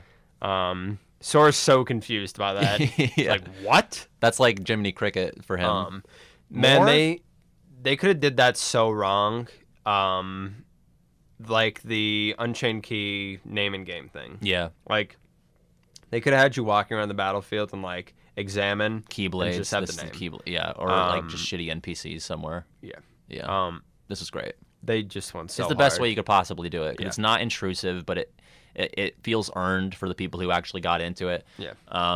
Yeah, it's just really fun. It was just so magical. Yeah. And then like after it happened, I like beat the game, and all I could think about was that. Like, Yeah. it's like, oh, the game's beat, but Yeah. like, boy. And it's so representative of what the series is, like calling on your friends for power. And it's like these Yeah, are right. real ass people, and they're people that enjoy and love this game series as much as you do when you're playing it, and they're Yeah. helping you. And it's just, Yes. it's like that's like so good thematically. Yeah. It's magical. Yeah. It's Oh really good. boy, oh boy. So that's the first climax of Keyblade Graveyard. Okay, call it and the then second one if the you wanna. rest of it is just nonstop climax. Yeah, it's because constant. Okay, well, first we get Yen Sid. Yeah, that was awesome. And we were saying, like, when the light, like, beams down onto the battlefield, and you're like, who is this? Like, who is this going to be right now? Is Roxas coming back right now? Right, I had so many ideas. Yeah, and Yensid was not in the top 10 ideas of who I thought that was going to be. I thought maybe it was like a foreteller team Yeah, attack. something like we that. just got done with Ericus, the King Key thing. I was right. like, oh, okay, maybe we're doing Erica this. says light from the past. I'm like, okay, so we're doing. Oh, yeah. Yeah, so. And it's fucking Yensid, and I'm like, I've been waiting for this. Or it's like this Ephemer. Oh, like, yeah, we true. just saw him too. So Yeah. it's like there's so many ways it could have went. Yeah. But then the boy gets off his ass. Yes. I'm like, yo. I half expected him to have a Keyblade there. Yeah, I will same. admit. Like, I I thought really it was didn't think happening. he was going to do, like, the Moses Red Sea thing. See, this is like also just a great Disney moment too, Yeah. because like he pulls a Red Sea in Fantasia. Oh, really? Yeah. I didn't know Like that. he like separates actual water. Oh, okay. So like that he kind of did that. Yeah, and yeah, It's yeah. like, oh, a nice Fantasia moment. I love Fantasia and I love Symphony of Sorcery. Yeah. So I'm like all about that in the first place. Yeah. So to kind of see that executed well. That was cool. Yeah. That was just delightful. Yeah. The Donald and Goofy stayed back and kind of let the original characters. I think that was a plus good moment to do that. Bitch ass Mickey. Yeah. Yeah, that makes sense to me. You don't a want them worthy clogging moment. up all of the organization stuff. But then you have them come back. It's perfectly done, I think. Yeah, they come back right when they're Yeah, needed. for sure. Okay. So then we just go on this boss rush. Yeah. Which has been like recently exposed like as like, okay, we're going to prove how easy Kingdom Hearts 3 Yeah. is because like look how many hits you can take. But Yeah. I don't know. I've also seen a lot of like, oh, the game is so easy, but this is where I died a lot. So like Yeah. exactly what is it? Like Yeah, it's one or the other. like I know you are playing it for the first time, but like, I mean, exactly which one is it? Because like Right. it could be easy and kill you sometimes, but like at least own one of the two. Yeah, I agree. It's like, did you or did you not die? Yeah, Like, yeah. right? I do want to say this whole boss rush has been a point of contention for some people because they don't like how some people don't like the pacing of it, shockingly, where like you kill one organization member and then you have to watch them die and then you keep fighting. But like I don't know how else you do it. Like I think it's the best way they could have done Yeah, it. it's like other than like having the 13 battles in a row. Which you don't want to do. No. Yeah, I really don't know how you do everybody justice, and they just do such a good job. They're grouped up decently well thematically. I mean, other than Dark Riku. yeah, and and Zigbar, Ziggy, which I makes don't know really that. very little sense. But you got 9 through 12 or minus Demix, I guess. 10 That makes sense. Oh yeah. What is 10 it? through Oh 12, yeah, yeah. Axel's 9, right? What is Axel? Demix is 9. Oh. But it's 10 through 12. Gotcha. though. You're right. And then you have all the main Xehanort incarnations. Like groupings make sense. Vanitas and Terranort make sense. Yeah. Yeah, I would have hated having to fight everyone separately, and that would have taken way too long. And then if you fight them all at once and you reduce all three people's health bars to 0, and then you watch a cutscene where all three of them die, like it takes away from each individual character's Right. conclusion. Which those are like some of my favorite cutscenes in the game. Is when the organization Yeah, members and are we're dying. going to talk about them all probably individually. Yeah, fair. Before we do that, one, I want to say, like, for those who wanted, like, them to kind of be fought, like, along the way, like, that would have made no sense. No, because the whole it point is had setting to up. be 7 Right. versus 13 Yeah. right there. So if Sora fought them before there were 7, or even after there were 7, Yeah. but it was, like, not while there was this war going on, Yeah. it would have made no sense at all. Like Xehanort has a calendar. He's like, this is where and when it happens, and Yes. like that's the only option. Like you can take qualms with how that's set up in the first place, but that's the rule Yeah. of the game. Like that's the rules we're playing by. Sure, it was set up. I mean, everybody's like on Xehanort's terms at this point, Right. so we might as well just go into it and beat the shit out of everybody. Exactly. There was something else. As far as the easiness factor, Yeah. there is. I mean, it can be challenging like immediately, and then it like progressively gets like softer. You know what I mean? Like Yeah. as you take down one, it's like, okay, now there's only 2 left. Right. Now there's only 1 left. So the battles do get easier as they go on, which maybe is not always ideal. Yeah. But they do start off where they could potentially kick your ass if you're not like ready. I'm probably about to like delegitimize myself here, but I didn't really care how easy or hard the organization battles yeah. were because and this is like the premise of the game for me is like I really don't give a shit how it plays. Like I'm buying this game for paying off years and years of story plot points. Yeah, and okay, so it's a bonus if it's fun, and it was fun. Yeah, to talk about the difficulty, yeah, it was like probably the easiest Kingdom Hearts game. For sure. But I also thought it was the most fun Kingdom Hearts game. It's very fun. I don't buy a video game to die, actually. Yeah. And that's like really big dick, everybody, but it's like, man, if you like buy a video game to die, like if you're like not a developer, like I don't really find the fun in that. I mean, like, it's definitely like a matter of preference. Like the challenge thing is fun, right? But like just right. like wanting to like consciously like get shat like, on. I didn't die enough times in this game, so it must not be hard enough. Like, yes, the game is not hard enough, but like maybe isn't coming close to death enough for it being difficult. Like I came close to death a good amount of times. Sure, I died 52 times for the record. A lot. I mean, that's probably a lot more than most people died. I still think it's the easiest.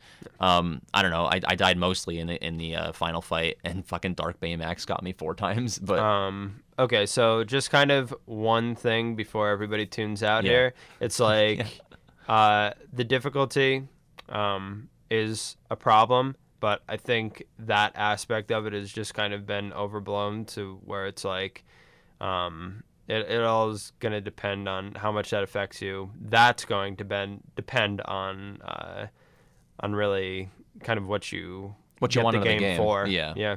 I mean, if you're more story oriented, then I mean, I would say that you probably have a higher opinion. Yeah.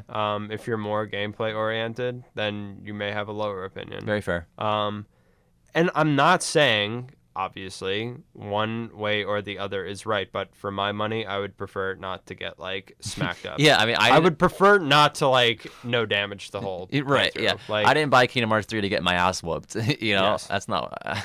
I don't know. I don't know. All right. We both don't know, and we're controversial, and hey, I don't really give a fuck. Kingdom Hearts 1's our favorite game, so yeah. know. So we're obviously not legit to no. begin with. We have no so credentials. If you've made it this far, you probably agree anyway. So, exactly. Yeah. Okay, so let's just go one by one and just give a brief thing. Okay, so we're gonna go. I think it makes most sense to start with like the original organization members, like Luxord, Marluxia, Larxene. Yeah. Okay. Yeah. So I think Larxene has the least intense of the three. Yeah. Yeah. She's just kind of. She gives you the hint, like I was just along for the ride with him, which is Marluxia, right? Like, yeah. I don't know how else you could interpret that. And I think there's some like love connection kind of like brought up in Unchained Key. Oh, okay. It's not like a very loud thing, but Yeah. they do spend some time together and like sit on steps together, and they're like, oh, hey. That's how you know it's real, when you sit on steps or any off of any surface with each other. Right. Preferably eating ice cream. And she's also like, oh, I'd rather be dead than this like old geezer's heart tank. Yeah, right. That's heart tank is a great term. Which I didn't fully understand. Like, so you're not that right now? Yeah. Like, I didn't really get the chronology of that. I maybe think it means like going too far with it. Oh, okay. I think part of the idea is that like you get worse and worse as it kind goes of on. yeah. Gotcha. Which I think is kind of represented by the mysterious adversaries. Like that's so cool. what an original and eventually would have become. I see. If like they didn't die then, it would have then turned into that. Yes. Gotcha. But anyway. Yeah, she's like my secret by pretty tame. Yeah, we know what it is basically. Is Yeah. that like okay, she's from the old days. Like okay, the specifics of the secret, who knows? But Sora doesn't know that she's from the old days. Right, we know that. Okay, good. Then I would say Marley probably has like the. I mean, I just love how he goes out. Yeah. Thanks to you, Sora. Yeah, that's great. not something you would have expected that character to say. Yeah. And I know some people are feeling like it's not a natural transition from like evil to good. I don't know. I think there is some kind of canon explanation that like as you're fading away, you're like regaining emotions. Like that's what's happening to most of them. Yeah. So I don't take that much issue with it. Especially with those guys, like those three, Larxene and Marley and Luxord. Luxord. They do have like a pretty evident like mistrust in the whole experience. Oh yeah, especially Marley and Larxene, because they were traitors in the first place. So it's like I don't know, maybe we would just like get a good fight out of it. It's fine with me. Yeah, I really don't just care. along for the ride. So yeah, like to say they're just going to transition like this. it's also important that like their original selves were like good people. Yeah. Like That's true. Marley wasn't the killer, so Yeah. they're just good guys. Yeah. And so they kind of have like a Lee thing about them at that point. It's like, okay, they were just good people, and then like kind of They lost their way. yeah, right. And then That's what in Xehanort the ends up end, being, right? There was kind of the reversal there. Yeah. Yes. Now I guess it doesn't truly explain like why they have a hard time there at the end, but I guess like in just almost called it communications. Oh God. In Tom. Yeah. Like why they don't kind of feel that remorse, but I think the idea is like they're not going to reform then, but they are going to reform this time. So there's like a little bit more hope in their tone. True. How exactly that happens, like again, I'm not like explaining the game, so I don't really feel like doing it. But, yeah, Roxas basically says like, okay, there's like a bunch of replicas. They got the hearts from the past, and then they put them into the replicas now, and then that's like why they appear like that. Okay. So then, I mean, you're a big fan of Luxord stuff. Yeah, so I mean, I really didn't care about him that much until Kingdom Hearts 3. I think he's given a lot more to do. He certainly has a lot more like speaking lines in this game.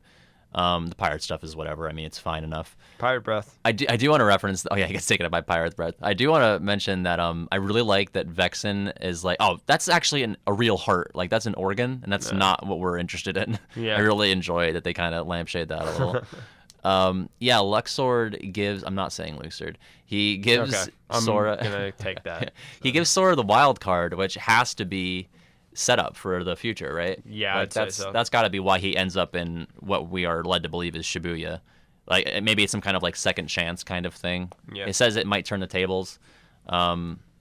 I think Luxord says like it's not over until it's over, and that's like a caption on one of the Kingstagram posts. So there's an interesting connection there. I'm not saying Luxord has huge story significance beyond being like an old Keyblade wielder from ancient fairy tale times. Right. But I think that there's got to be an intentional tie-in there. Like it's not over till it's over. Luxord says that. Luxord gives you the card. It would make sense if that's what allows Sora to continue on after supposedly dying at the end of the game. I think now is a good time, now that we've kind of gotten that out, to talk a little bit about like the setup controversy of the game. Right. How much does that bother you? Not a lot, because I want to play more Kingdom Hearts. Yeah, same. And like, okay, like they knew that it was like everybody knew this is going to keep going after Kingdom Hearts 3. Right. So if you thought that this was going to be like completely dry and like kind of setting something up, like you were wrong. For years we've known Like that. you were just I mean, wrong since the start. Since So- like 2006 or 7, like Nomura did interviews where he was like, "Yeah, this is a Xehanort saga." Yeah, right. So Sora's gonna still have shit to do after that's over. I think maybe people were anticipating that the foreteller stuff would be wrapped up now, Right. which, you know, it would have been nice to know what was in the box or like have a little bit more to go off of on that. But again, it's setting up for more games, and I want to play more games, so I'm fine with it. And it's not like so important that it's really leaving me hanging. Like it's giving me just enough where I'm still super interested, but I'm not like, it's not like fucking Walking Dead finale where I don't know who died. Yeah. I mean, really, the only box that they had to check in this game, really, was Xehanort Yeah. having some kind of conclusion. Right. Everything Absolutely. else, they had whatever creative reign. control they wanted. Absolutely. Yes. They didn't owe anything to anybody. They didn't owe answers and everything because, I mean, it's not just this money-making scheme. It was set up as like, okay, there's going to be more beyond this, so like, don't expect us to close every single thing. Right. There's going to be closure to like that stuff, but other things are going to be brought up in its place. I mean, there's a which lot is of not closure bad. in this game too, though. Like, Yeah, true. Okay, like- how about all the death scenes that we were just the started death talking scenes and about? the reunions, Yeah. like the trios all coming back. Like these are things again we knew were gonna happen, and they happened, and that's why we bought the game. We wanted to see the sea salt ice cream trio get back together and the Wayfinders, and we got that. And I don't know, like, do you think they're gonna have stuff to do after these games? Like, are we gonna see like Shion having any plot significance, or even Terra and Ventus and Aqua? I mean, Ventus, yes. I think they're gonna be like just like the gang. Yeah. I don't know. There's just Gonna so be many like characters now. Like Yeah, that's right. a packed beach right now. Yes. There's something that I do agree with in terms of criticism on like setup stuff is Lee and Isa talking about the girl. Oh yeah. You know, it's weird that they haven't mentioned it before. Like obviously Nomura hadn't thought of it back in Sure. Days and Birth by Sleep and all that. Sure. So it's like there's plausible deniability there. Like it's not an impossible kind of retcon that they were doing it for a girl. Right. So I don't hate it. I just think it is kind of strange because the whole time they're talking about it, I'm thinking, who like am I supposed to know who this something? Is? Like I was like, are they talking about Namine or Shion or something? Like I don't know how that would make sense, but those are the only girls that I know about in the series. And then I'm thinking, oh well, there's the phone game stuff. Yeah. So I could see that. Yeah, that part was a bit odd. Yeah, for sure. But I don't mind it because it's interesting and I like those characters. So let's do it. Yeah. Yeah. I mean, it doesn't like bother me uncontrollably. I think that maybe was like the weirdest thing. I think the secret reports kind of fleshed that out enough to where I'm not annoyed as much. I love the secret reports in this game. They're really good. They're really fun. Okay. So after you take out those three. Wait, they set up a poker date, by the way, Sora and Luxord. Oh yeah, that's really good. Let's play again someday when we're just guys. Just guys being dudes. Yeah. It's really fun. Crack open a couple of brews. I should like that very much, Sora. Yes. It was good. I really some people find it cheesy. I think it's kind of in the Kingdom Hearts mythos that people kind of come around at the end. I don't know. It was nice. Yeah. I like the characters. If there were characters I truly fucking despised. Like they don't deserve it. Yeah, but they kind of deserve it. Yeah. I don't know, and we've been with them for so long at this point. I like seeing them be happy at the end. The Dark Riku and Ziggy combination makes no sense to me. Makes no sense. I don't know where you put Ziggy. Let's keep the line moving. That's a great line. Where do you put Ziggy then, if not there? I guess where do you put either of them? Like, yeah. They're kind of like the leftovers. The island of misfit toys. Yeah, for sure. Boss battles. Yeah. I don't really have too much to say about their departures other than that Ziggy was just fucking with everybody to actually kill himself. So good. As the epilogue shows us. As if. Yeah. That's his last words, too. Last words in quotes. I don't really feel like talking too much about the Deku stuff. Yeah, it's just like it happens. I like that Replica is just like he's making a sacrifice. Like he comes to terms with it, which I don't know. He kind of has that already in Chain of Memories. Like he kind of is okay with where he's going, his trajectory. He dies in Twilight Town in Com, right? Yeah. Okay. So yeah, they kind of already did that, but it was nice. If they're gonna bring him back, I don't want two Rikus running around at the game's conclusion. It was a nice way to send him off to get the replica for Namine. So it was fun.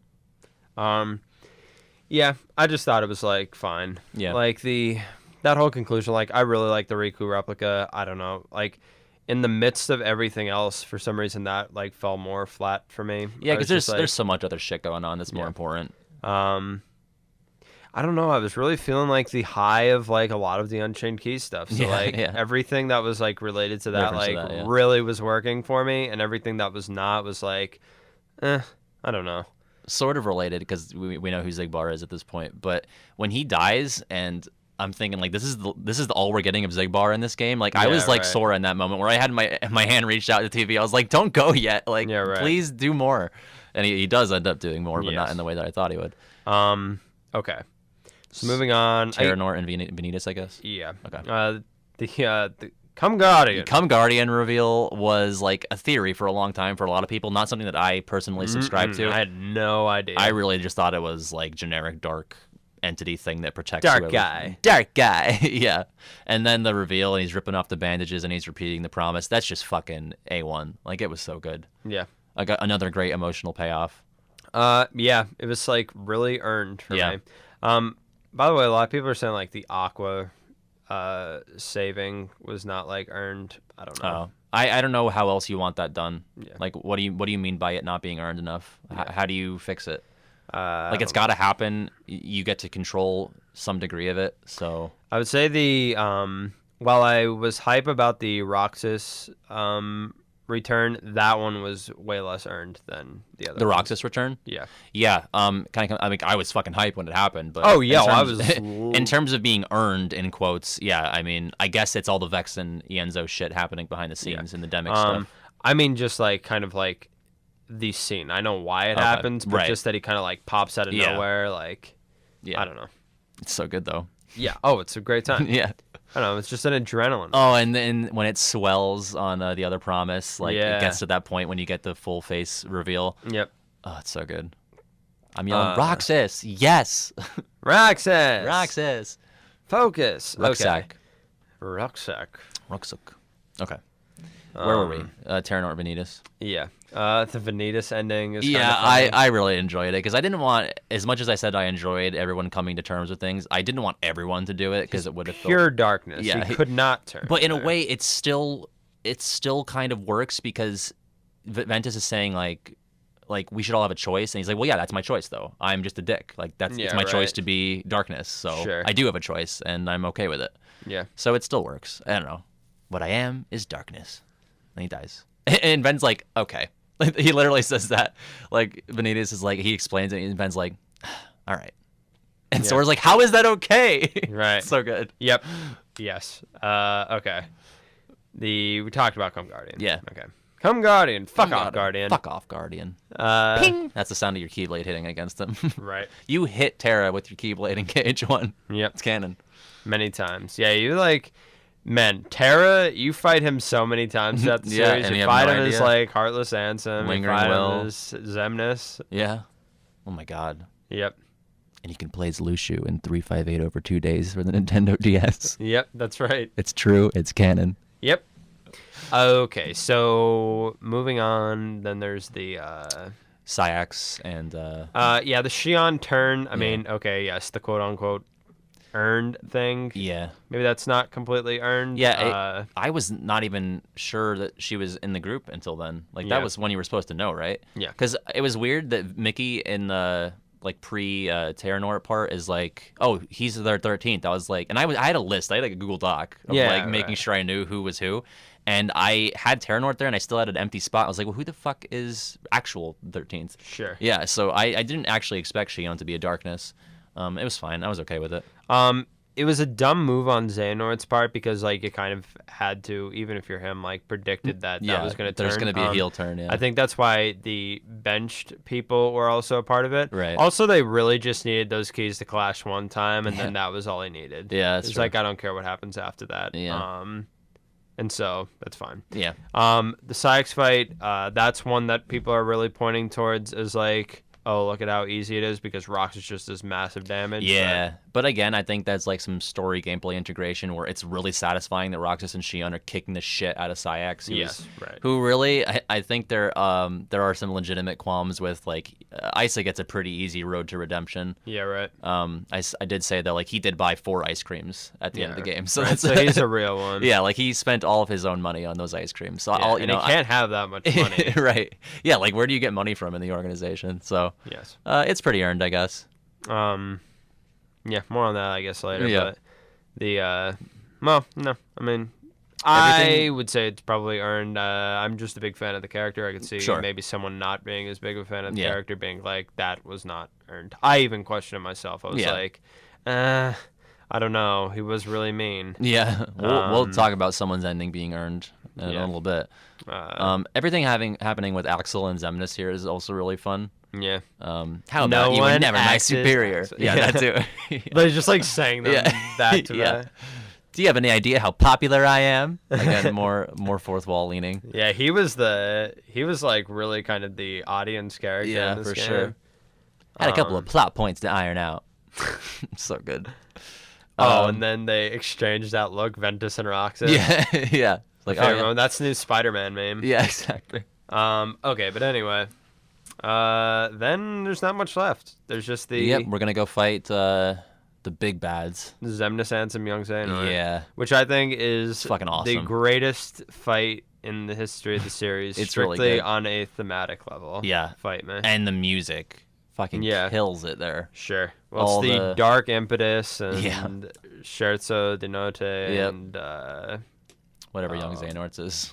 no, that's dark Oh, impetus. okay. What is Ansem's?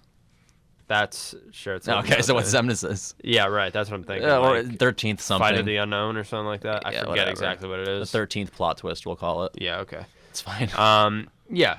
That is just a badass fight. It's really fun. I don't care if it's easy. I died don't a think couple it times really on it. is. I don't think it really is Yeah. easy. Yeah. It's really yeah. good. So let's go through the death scenes then. Okay. Yeah, I'm not really here to like talk about the in-depth pieces of the fights at this point. Yeah. I'm more interested in the cutscenes. Okay, now so that we've hit young this point. Xehanort pretty much owns that he's a dick as well. Yep. It's like, your time in this world is cut off. Yeah, you're dead. There's a high price to pay. I don't really have too much to say about that one. He's just setting up for the secret ending stuff, I guess. Yeah. You're still gonna die though in the end, so like I don't know why you're so excited. Yeah, have fun going back in time and knowing, like, is he gonna knowing that you're gonna get bodied as Big Xehanort because it's Sora. Big but Xehanort. whatever. I wish he was called Big Xehanort. Big Xehanort. Big one. All right. He said chunky. I'll go in order of how I like them. Next would be Xemnas then. Yeah. It was kind of sad. I remember one time you were talking about Survivor, and sometimes there's like characters who like don't vote others off or something, like game respects game or something like that. Yeah. It's like, oh, Xemnas just respects. There's a lot of respect there because he goes, "It must take incredible strength," and then he dies. Because basically in that moment, Xemnas is admitting, "Oh, I'm too much of a pussy." Basically, like, right. I guess if I had a heart, I wouldn't be very good at it because it hurts a lot to have that. And Sora's like, "Yeah, it's just fucking part of the thing, man." And Xemnas is like, "Shit, that sounds tough. All right, bye." I don't like it. Yeah. And then the Ansem one. It's like one of my favorite scenes in the entire game, and I think it's just because maybe it hits harder for us because we've been playing the game since release, like since KH1. Right. But like this is like the antagonist that we thought he was the big bad, and he's saying goodbye, and he's like telling us that there's more to seek, so go forth and seek it. It's wild. It's so good. And Riku's like, "I'm gonna miss you, man." Is us. Like Riku is us. He's like, "I wish you were still Billy Zane, but fuck, I'm gonna miss you anyway." Yeah, right. Yeah, it's just really strong. Rip to Billy Zane. Yeah, because he's dead now. Obviously, he's dead. If he's not voicing Ansem, like, what is it? What else is he doing? Yeah, Something not a like whole that. lot actually. He definitely still has enough time to do this. But there's no way he's too good for Kingdom Hearts. Yeah. In fact, it'd probably be his #1 project right now. Probably. So. Okay. Yeah, the Ansem goodbye scene. I think it's really good. It just felt very full circle. Yeah, there definitely is. There's definitely a lot of that going on. Catharsis. That's probably another one where people could bring up like the earned or not thing. Yeah. Well, I texted you as like after we beat the game, I was like, I just killed like KH1 Ansem for like the 4th time, and I felt bad about it. Yeah. Yeah. Yeah. I don't know. I suppose it's earned. It's like he's not coming back though. Yeah, he's done. Yeah, like because that's just the Heartless. Like that's not reforming. So and that's a great ending scene for a character, I think. Right. So. And so, yeah. Is Xemnas coming back? Is that possible? That's not possible, right?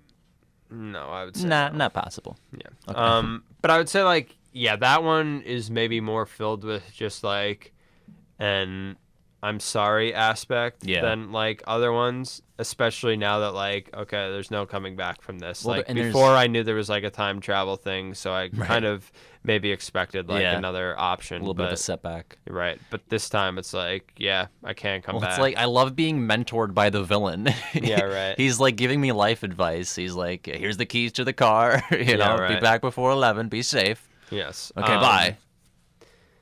I don't know. It's like I think he also, well, first of all, he recognizes that like he was never going to be strong enough. Yeah, it's great too. And so I think it's like this is just like this is still the easy part of like this kind of grand plan that like Xehanort has going on. So like the more to seek thing is like you still have like the big hard part. That's and, him. like, it's also him plugging Cage 4 like and everything after 3. He's like, there's more to seek. Sure. There's more games, kids. So I think like not just in that way, but there's just like a good luck type of thing to it. All right, we've spent enough time. I'm sorry and good luck. Yes. Yeah.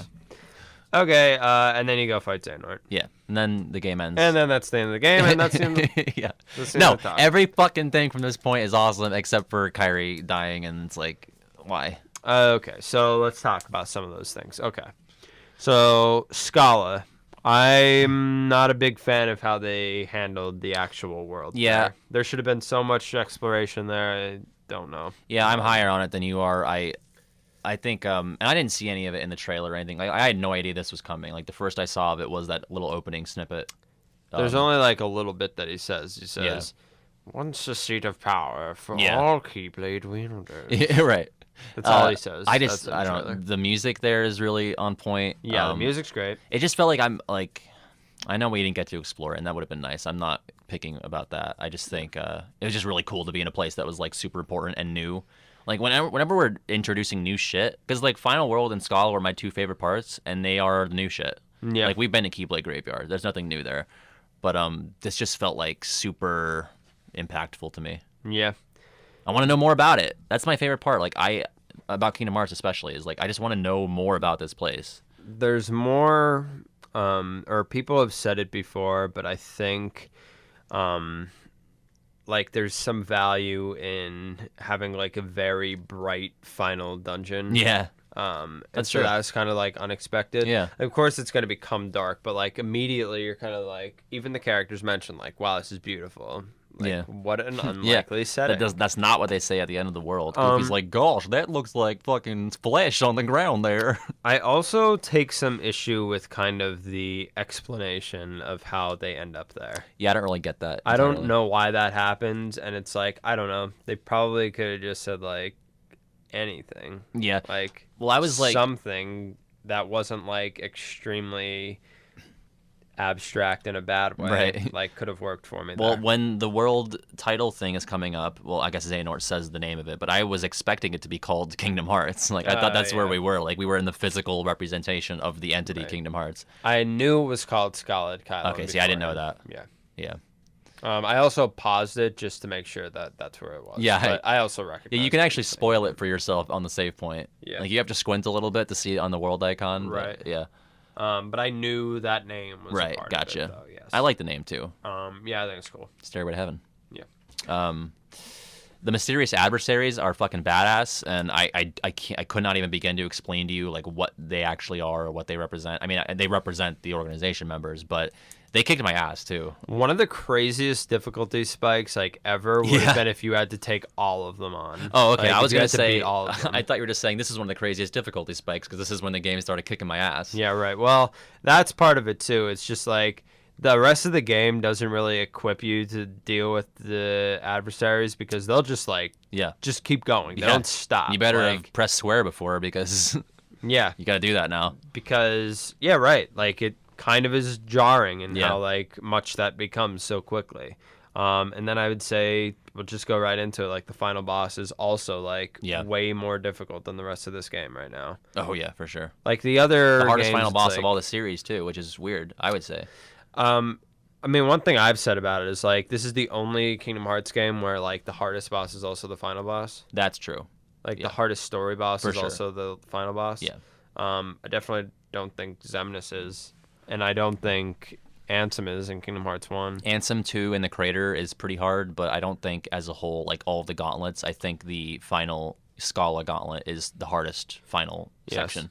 I suppose if we're including like, well, the DDD ones kind of have like a boss rush thing to them. Yeah, I mean, I think the second Ansem is harder than like Young Xehanort, at least. Yeah. When I think about it quickly. Yeah. The Young Xehanort one is kind of gimmicky and easily can be broken. Yeah. The Ansem one can't be as much. Dream drop distance is easily broken. So. Yeah, true. Well, so is Birth by Sleep, and so it's hard to really judge that one. Yeah, but agreed. 1 and 2 are not very broken. Yeah. And so that one, those are more comparable to this. Mm-hmm. This game's not really broken because you can't use the broken things in those fights. Yeah. You can't so, use like, attractions, right? On the, or can you? I don't even remember. I think you can. I think you can go into like. They should have shut those off. Yeah, really. The attractions. Just to talk about them briefly, I think those are also a con. Yeah, I don't like them. We were saying how at least like the merry-go-round one requires you to do some input. Yes. Everything else is basically just mash X, which is what the game is. Yeah, but I don't know. The attractions really were like the one thing that I thought in the gameplay was really kind of off. I think working in the Disney parks was like always a good idea that they probably always should have been doing. Yeah. Kind of like the Disney experience is all part of it. Yeah. Part of it. Part of it. But anyway, I think that's something they always should have tried to do. I think the Lucky Emblems, though, probably did that job, though, in this one. And so kind of having the attractions to reinforce that was a poor move. Yeah. You won't find me defending the attractions too much. And at least if they would have said why Sora can do them, but they don't. Right. So That's whatever. my other big thing. There's just really like not a lot of explanation in this game, like why the new stuff is happening. Agreed. Like the old stuff, I think is well explained, but the new stuff, it's like, but why is this new stuff happening? Yeah. It doesn't take enough time to do that, and I know the game is cutscene heavy in the first place, and I think that's also kind of a problem, at least early on. It's like too heavy on the cutscenes, especially in the Disney worlds. It's like we don't need as much there. It's more important to explore. Yeah. And so, I don't know. I forgot what even got us on it in the first place. We were talking about Final Xehanort, if you could use attractions or not. Oh, yeah. You can use the attractions, and yes, I don't think the attractions are that great. Of course, nothing's forcing you to do it, but it's very tempting to, like, press triangle. Yeah. And you're also, like, trying to get to other things, too. Like, if you want to use Thundaza and you go into, like, the merry-go-round, it's a pain in the ass. Annoying, yeah. They could also be easily canceled, but again, I really understand that, and I thought it was a pain in the ass. Yeah. I do want to say I love Xehanort's Satan goat armor. Yeah. Again, and I wanted to go back to, like, there's, like, a lot of Christian imagery in this game. I don't know if it's got to be intentional, I guess. I mean, and you go back to the foreteller stuff, they're all named after sins. And then you have Scala at Caelem is literally Stairway to Heaven. You go to, like, Kingdom Hearts Heaven/Purgatory kind of thing. You have Xehanort basically owning that he's the Kingdom Hearts devil. I don't know. It's just a thing to talk about. I mean, I've kind of maybe hit some of that with, like, saying, like, I think the goat thing is just kind of like a Keyblade symbol. Yeah, but, like, why is the Keyblade that way? Yeah, right. You know, so that would be, like, the better comment, I think, right there. I'm just going to judge your comments really quickly. Gotcha. But no. I think, yes, the goat as the thing, that makes... Yeah. I people think are, that's on point. and people, like, it has nothing to do with Satan. I think it does. I think, yeah, definitely. Yeah, like, that's the animal that represents Satan. So yeah, so I think you're on point there. I just want to say it's a really cool looking armor. Yes, I think it all is also playing. I mean, you just said the other day, like, oh, what if Lucio also has, like, some animal mask, like, stuffed away somewhere? Yeah. That's the goat. Yeah. It's like, that's interesting. Yeah. Or the Masters, whatever. Yeah, whatever. Either of them work for me. Yeah. But yes, it's definitely something to think about. Yeah. The Christian imagery, I think, maybe is more apparent to you. I mean, it probably is. I haven't really heard anyone talk about it. I just think it's interesting that we have the sins naming convention. And yes. I think, like, he dies and goes to heaven. So sure. I think the sins, just like the 7 deadly sins, have taken on, like, such a different life of their own. You're right, at this point, it's kind of a like, secular they're thing. so part of the zeitgeist that, like, it doesn't even. You're right. Yeah. Like, the Christian aspect of that kind of gets lost. Sure. So when people use the 7 deadly sins, they very rarely mean it in, like, a Christian sense, I would say. Yeah. But yes, I think. So let's go underwater. Yeah. So the final boss, I think having it in air, having it underwater, to me, is not as bad as some other things. Like, I would prefer to fight underwater than, like, basically do a gummy mission to fight a big ship of Xemnas. Yeah, I will say that, like, everyone's saying that they prefer, or they wanted a big ship version of Xehanort to fight at the end. That's dumb to me. And, like, if it was here, the haters, I hate using the word haters, the naysayers would have been like, well, why are we doing a big ship again for the third time? We're just doing retries of Kingdom Hearts 1 and 2. So there's really no fucking pleasing people. Yeah. But, yeah, I would have rather been underwater than doing, like, the on-rails Riku sidecar, like, shoot 'em up thing. Yeah. But I still think it's weird that they made us do that, because you have to reacclimate yourself to controls that you haven't used in, like, 6 hours. Yes. So it is kind of weird. I mean, I do suppose in all of the final bosses, I like some part of it being, like, you need to use, like, your full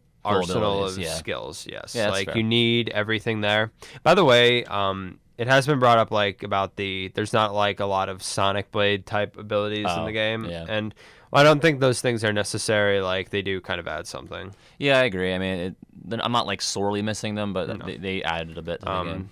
There's enough other stuff, and I don't know. There's already so much going on. If, like, shot locks are going to be there instead of Sonic Blade, I don't care. Yeah, it's fine.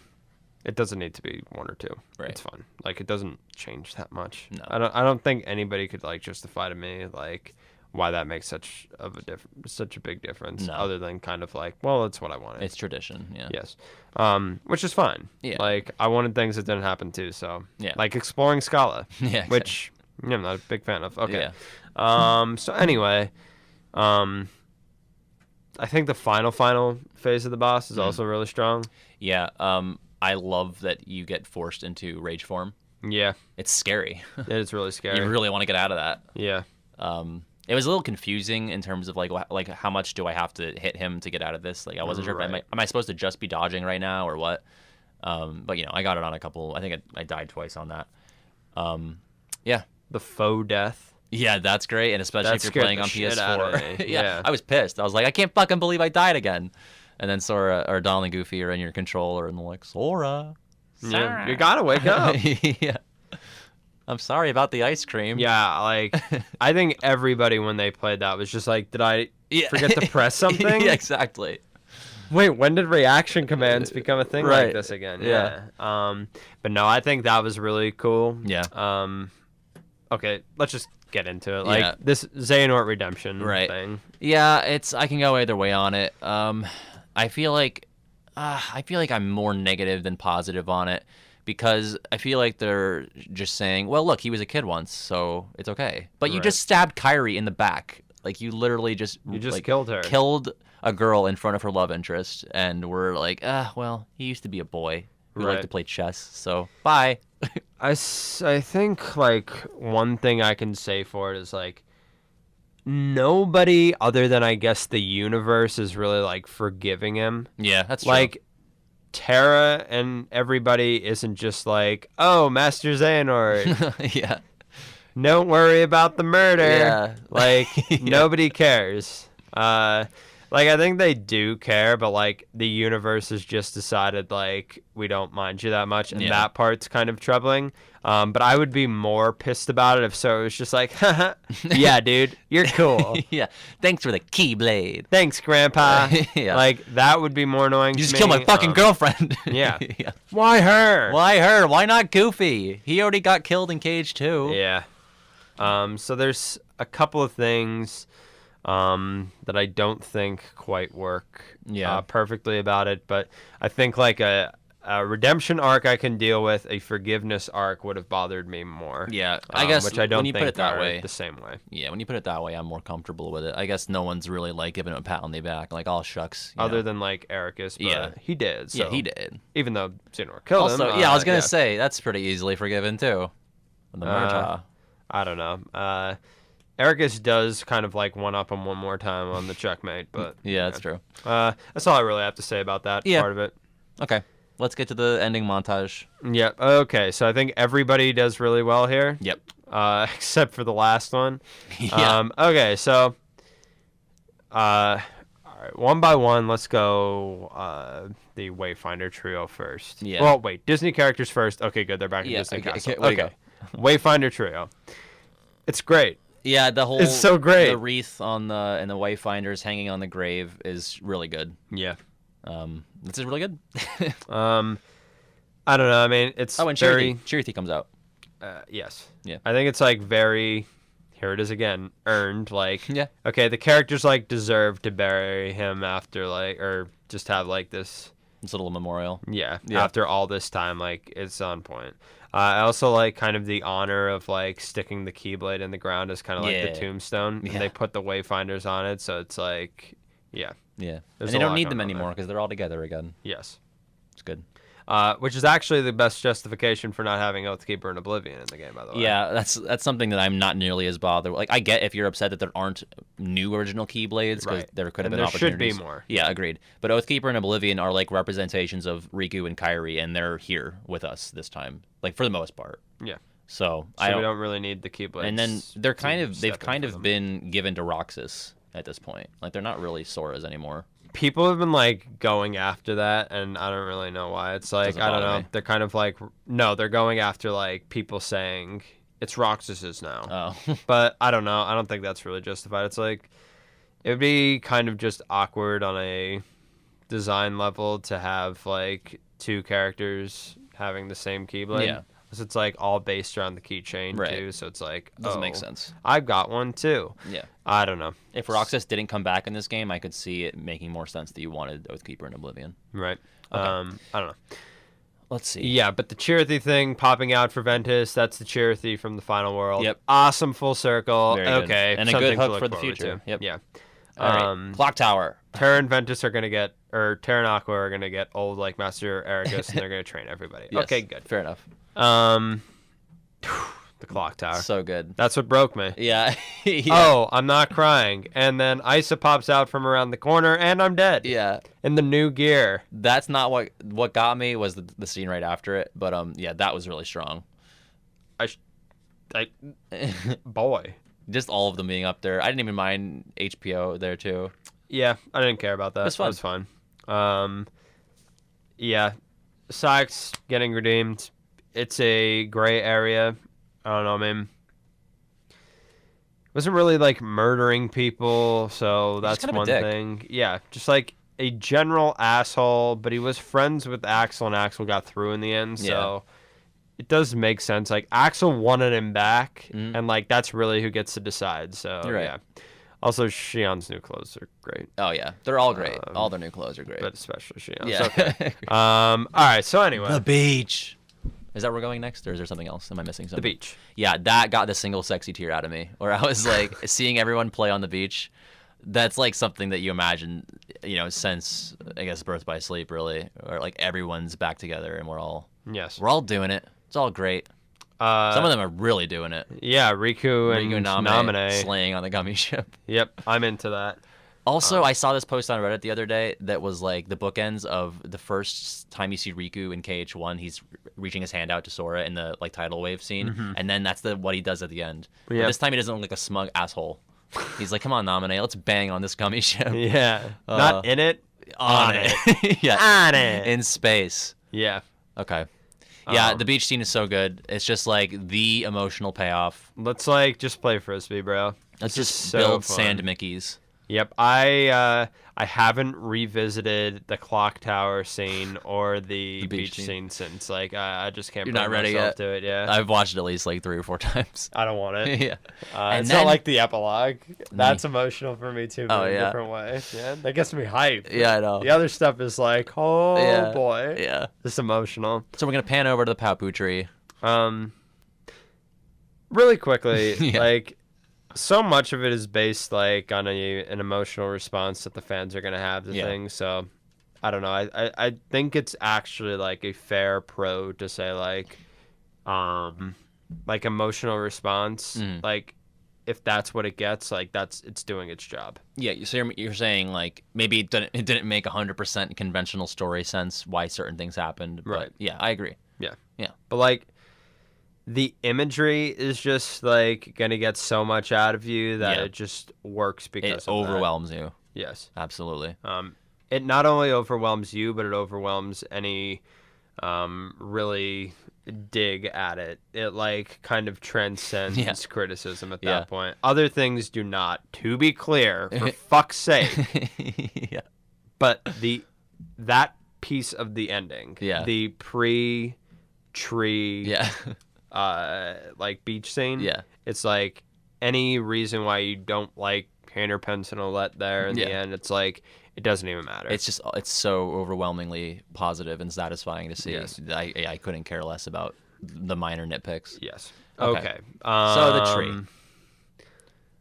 This is something that I have exponentially become more okay with, although I still would have rather they just had Sora be there.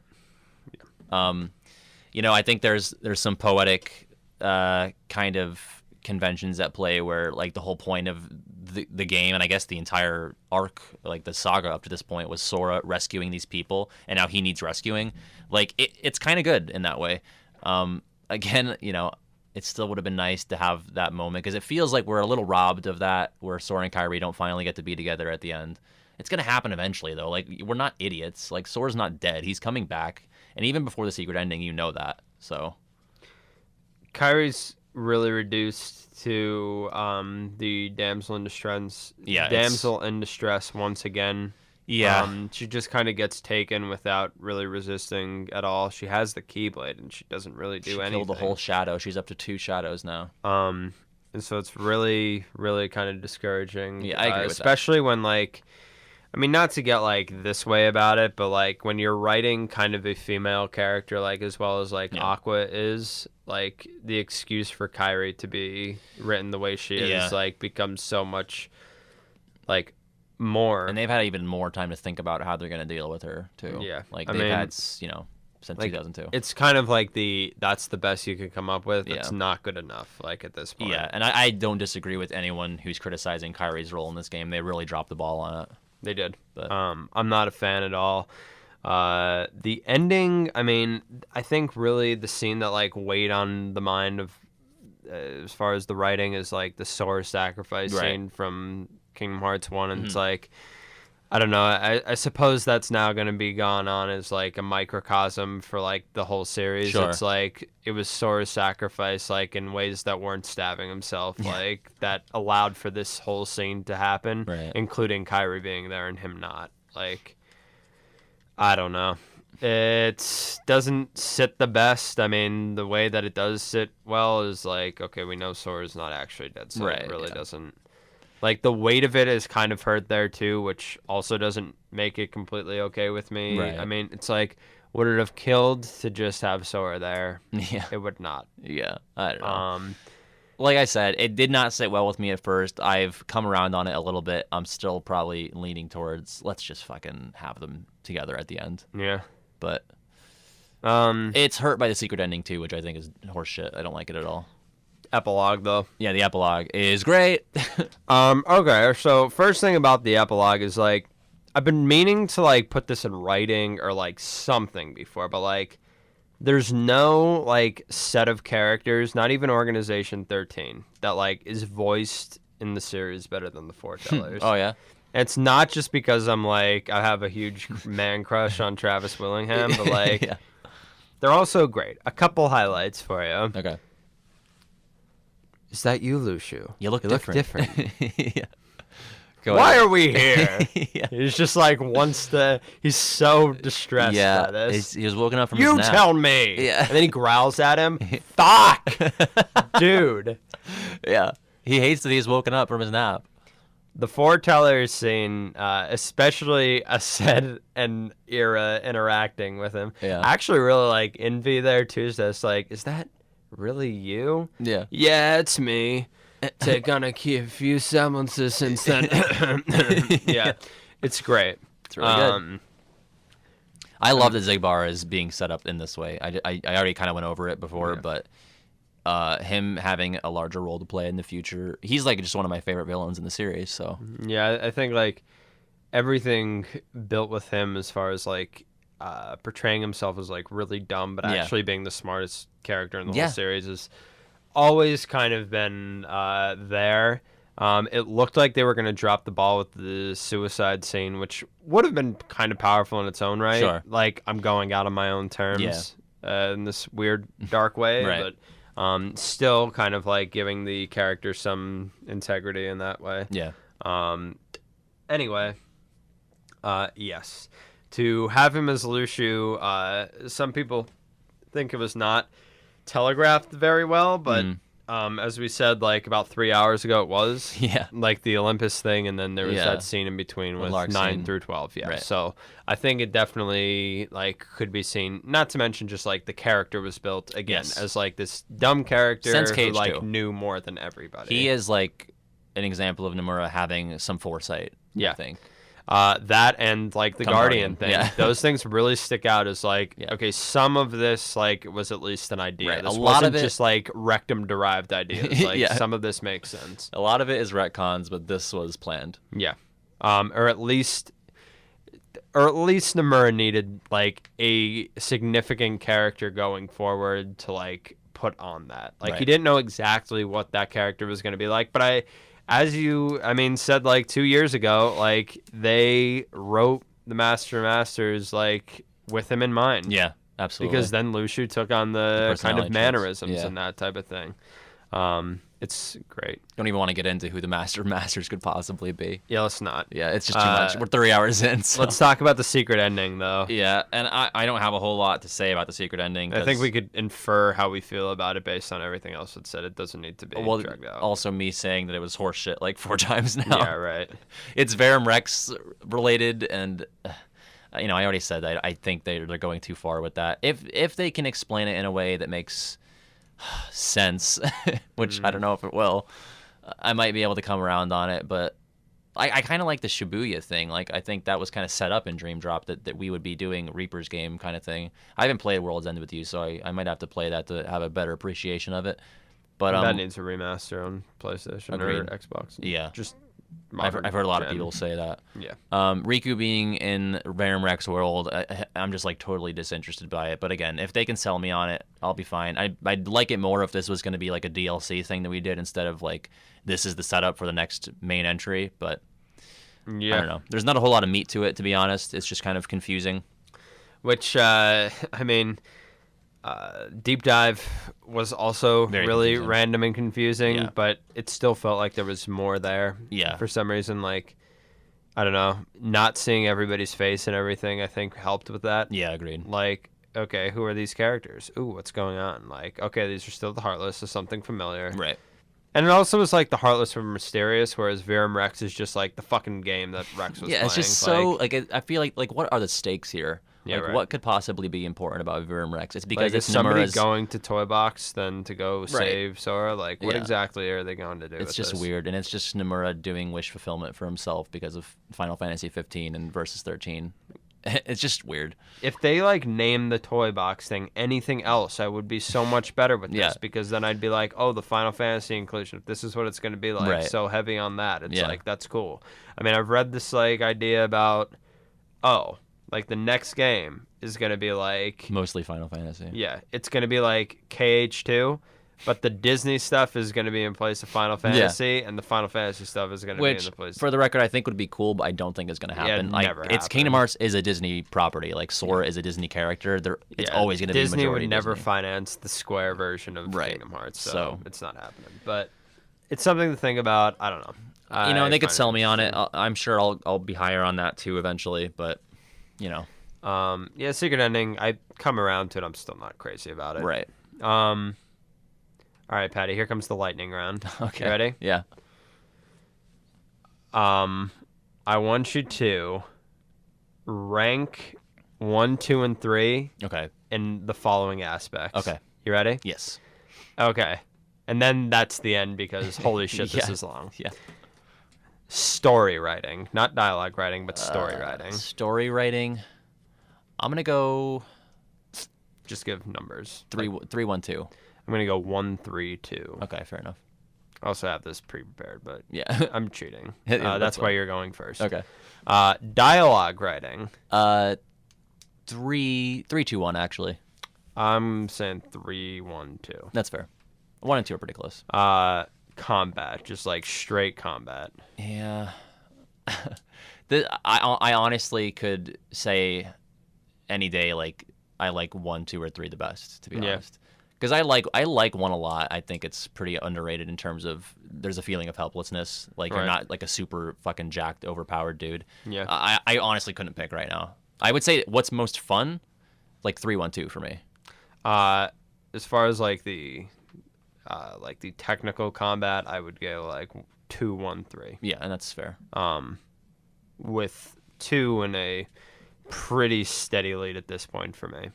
Yeah. Yeah. I think You know, it does any given most day, I things. could say 2 is better. The music. Oh man, that's tough. 3 didn't have a whole lot of original tracks. We were saying this before. Like they are when they're there, they're good. But the music selection in 3 is really good. Like they pull older pieces. Like this is the example good that I times. wanted to bring Yeah. up. When they get up knocked off the mountain in Arendelle and they're like stuck in the snow, they play the little. It's called Oopsie Daisy. Yeah. Oopsie yeah. Daisy. It's from Neverland when they're in the brig and they're like, let's go find Kyrie. It goes da da da da da da da. That's all it is. I was Yeah. like fucking hyped to see it because it was just like a nice nod to KH1. And you got like Vim and Vigor and all of the KH2. Sure. So yeah, in terms of original music, I might go like 2-1-3. I say 1, 2, 3. Okay. I think 1 just starts so fast, and I also think Simple and Clean's better than Sanctuary. So that's just kind of that one. I notch actually above. think that theme songs get worse as they go along, but I Yeah. like all of them a lot.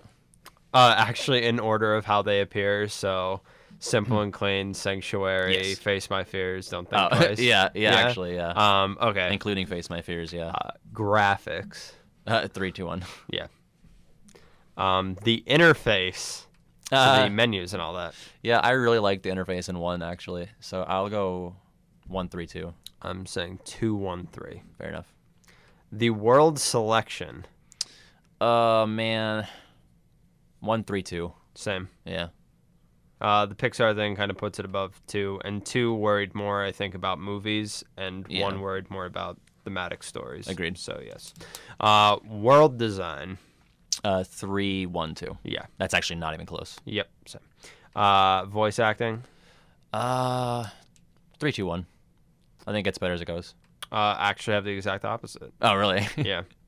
Well, I mean, I think in certain voice actors, like Aerith from 1 to 2 is like fucking. I mean, they're both bad, but I think it gets even worse as it goes for her specifically.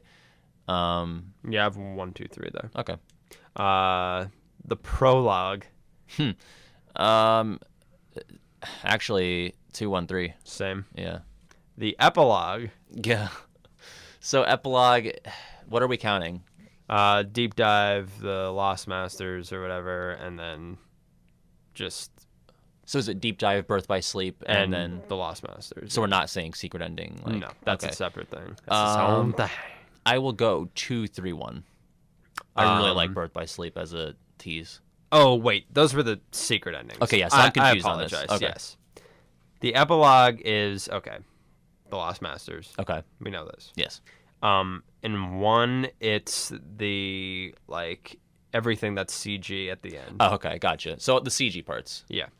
Basically, yes. So then 3 is my favorite in that regard. 312. Oh, that's actually close. No, wait. 1 is in really this strong. case, no. 1 and 2, it's the CG parts. Yeah. And 3, it's just the Lost Masters. Just the Lost Masters. Then still, I would say maybe 132. I have 2, 1, 3. They're all very good. I think 1 and 2 are both perfect, but 2 might just be something more to me. I need some distance on 3 because it just happened, and I love Zigbar. So the secret ending. Yeah, the secret ending, 213. Same. Secret ending, fucking hate it in this game. Just antagonists. The characterization of the antagonist. It's between 2 and 3 for top. I'd probably say 2, 3, 1. I have 3, 1, 2. Interesting. I think Organization 13's on point. Maleficent and the Disney villain's not. So Yeah. that's what drags it a bit for me. That's fair. Thematic boss fights. Not the design of them. That's its own thing. Own thing. 3, 2, 1. 3, 1, 2. Okay. Then the design of the boss fights. Design, I'm gonna say 1, 3, 2. I actually have 2, 1, 3 right now, but that may get a look again. I think I'm thinking less about the environment there, and thinking just how the bosses act. Right. In that regard, I think it's 2, 1, 3, but the design of the area is different for me. The final boss. Boy. The final boss. Oh, that's so tough. I honestly don't know. 1, 2, 3. 1, 2, 3. The secret bosses. Oh yeah. So 3's lacking in that regard. Yes. As of right now. It's of course. 2, 1, 3. Yeah. Yeah. I think that one's pretty. Xemnas is actually pretty underwhelming in Final Mix 1. Yeah. The regular enemies, the Heartless in that. Ooh, 1, 3, 2. 2, 1, 3. I cannot name more than 5 Heartless that debut in Kingdom Hearts 2. Yeah, they are kind of weird. I think the Nobodies kind of improve thing for me. Yes, that would be my one thing there. The magic system. 3, 2, 1. I think that's better as it goes. Yeah, 3, 2, 1 as well. Summons. Summons, I would say 1, 2, 3 actually. 2, 1, 3. That's fair. I have come around on the Kingdom Hearts 2 summons. Yeah. I do like how they I all love have a different using thing. Dumbo to skip the ledge in Hollow Bastion. Yes. My fucking favorite thing to do. The just abilities that you get to play around with. I will say that 3 is the weakest in this regard. I'd probably say 2, 1, 3. I have 1, 2, 3. Yeah. I think because you just have to pick and choose them more in one. There's Yeah. something about that I think. I was also thinking about movement abilities in 2. I kind of same. like I'm leveling up including the these drive. things. Okay. Yes. The party members. 3, 1, 2. Yeah, same. 3 Because party in members 2 are they really die strong. all the time. Yeah, they 1 on higher levels they just do work, and Yeah. 3. Oh yes. The Keyblades. Keyblade. I'll say 1, 3, 2. 2, 1, 3. It's close between 2 and 3, but I think 1's my favorite. The mini games. Oh man, that's like fucking. I don't like any of the mini games really overall. I have 2, 1, 3. I can agree with that. Traveling between worlds. It's 3, 2, 1. 3, 1, 2. It's because close. you could see a lot of stuff in 2, and 1 it's like an empty map. Yeah, you're right. You're right. I like that you could kind of physically fly, but I don't know. I'll revise to that. Collectibles. 1, 3, 2. 2 sucks. Yeah, 1, 3, 2. Yeah, 2 sucks in that regard. Yeah. Yes. The theme song. Okay, it's beside this. 1, 2, 3. Yep. Same. And this is the big one. The atmosphere. Okay. Oh yeah, it's still 1 for me. Like I love the Same. atmosphere of Kingdom Hearts 1, Same. and then 3, and then 2. But they're all. I mean, they're all really good. They in all that have regard. great atmosphere, Yeah. great sense of escalation and everything. Yes, Yeah. I would say so. So yes, 1, 3, 2, which is Yes. also how I would rank them in their quality. There you go. Oh. I still love Kingdom Hearts 1 so much, like probably beyond reason, but Oh well. it's not like it's nostalgia either. I mean, I played 1 and 2 within 3 years of each other. Sure. So I don't know. There's something to it. I think there's a lot of toxicity going around, and Yeah. it's like, I don't know, guys. Can we just like have fun and play video games, and maybe have some like? Yeah. I don't know. Lighthearted critiques. Yes, right. Not call the game garbage. I know that doesn't exist like on Reddit and YouTube Yeah. comments, but like I don't know. I had a Just great fucking time. video It's games, it's they're pretty fun. much everything that I wanted it to be, save for a couple of like nitpicky things. Right. There's 1 or 2 things that they kind of dropped the ball on, but it's something that was like a closing chapter for like my life, or at least my experience with this series of video games, and it satisfied me. I have no major complaints. There's just a lot of word about like,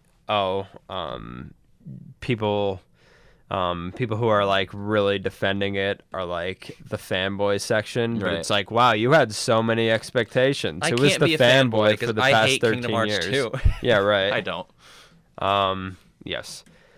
It's interesting. Yeah. The dynamic right now is interesting. We're just trying to inject a little bit of positivity into the narrative. Yes, basically. Even though we had our complaints, but we're not letting it fucking tank the game score. Yes, right. It's a 9 out of 10 for me. Yeah, So that's fair. It's not perfect. yeah. I've got my quarrels, but Yeah. yes, again, they're not really breaking it for me, so yeah. Aye, aye. Checkmate. Checkmate. Right. Checkmate. Right. Checkmate. Right. Checkmate. Right. Checkmate. Right. Checkmate. Right. Checkmate. Right. Checkmate. Right. Checkmate. Right. Checkmate. Right. Checkmate. Right. Checkmate. Right. Checkmate. Right. Checkmate. Right. Checkmate. Right. Checkmate. Right. Checkmate. Right. Checkmate. Right. Checkmate. Right. Checkmate.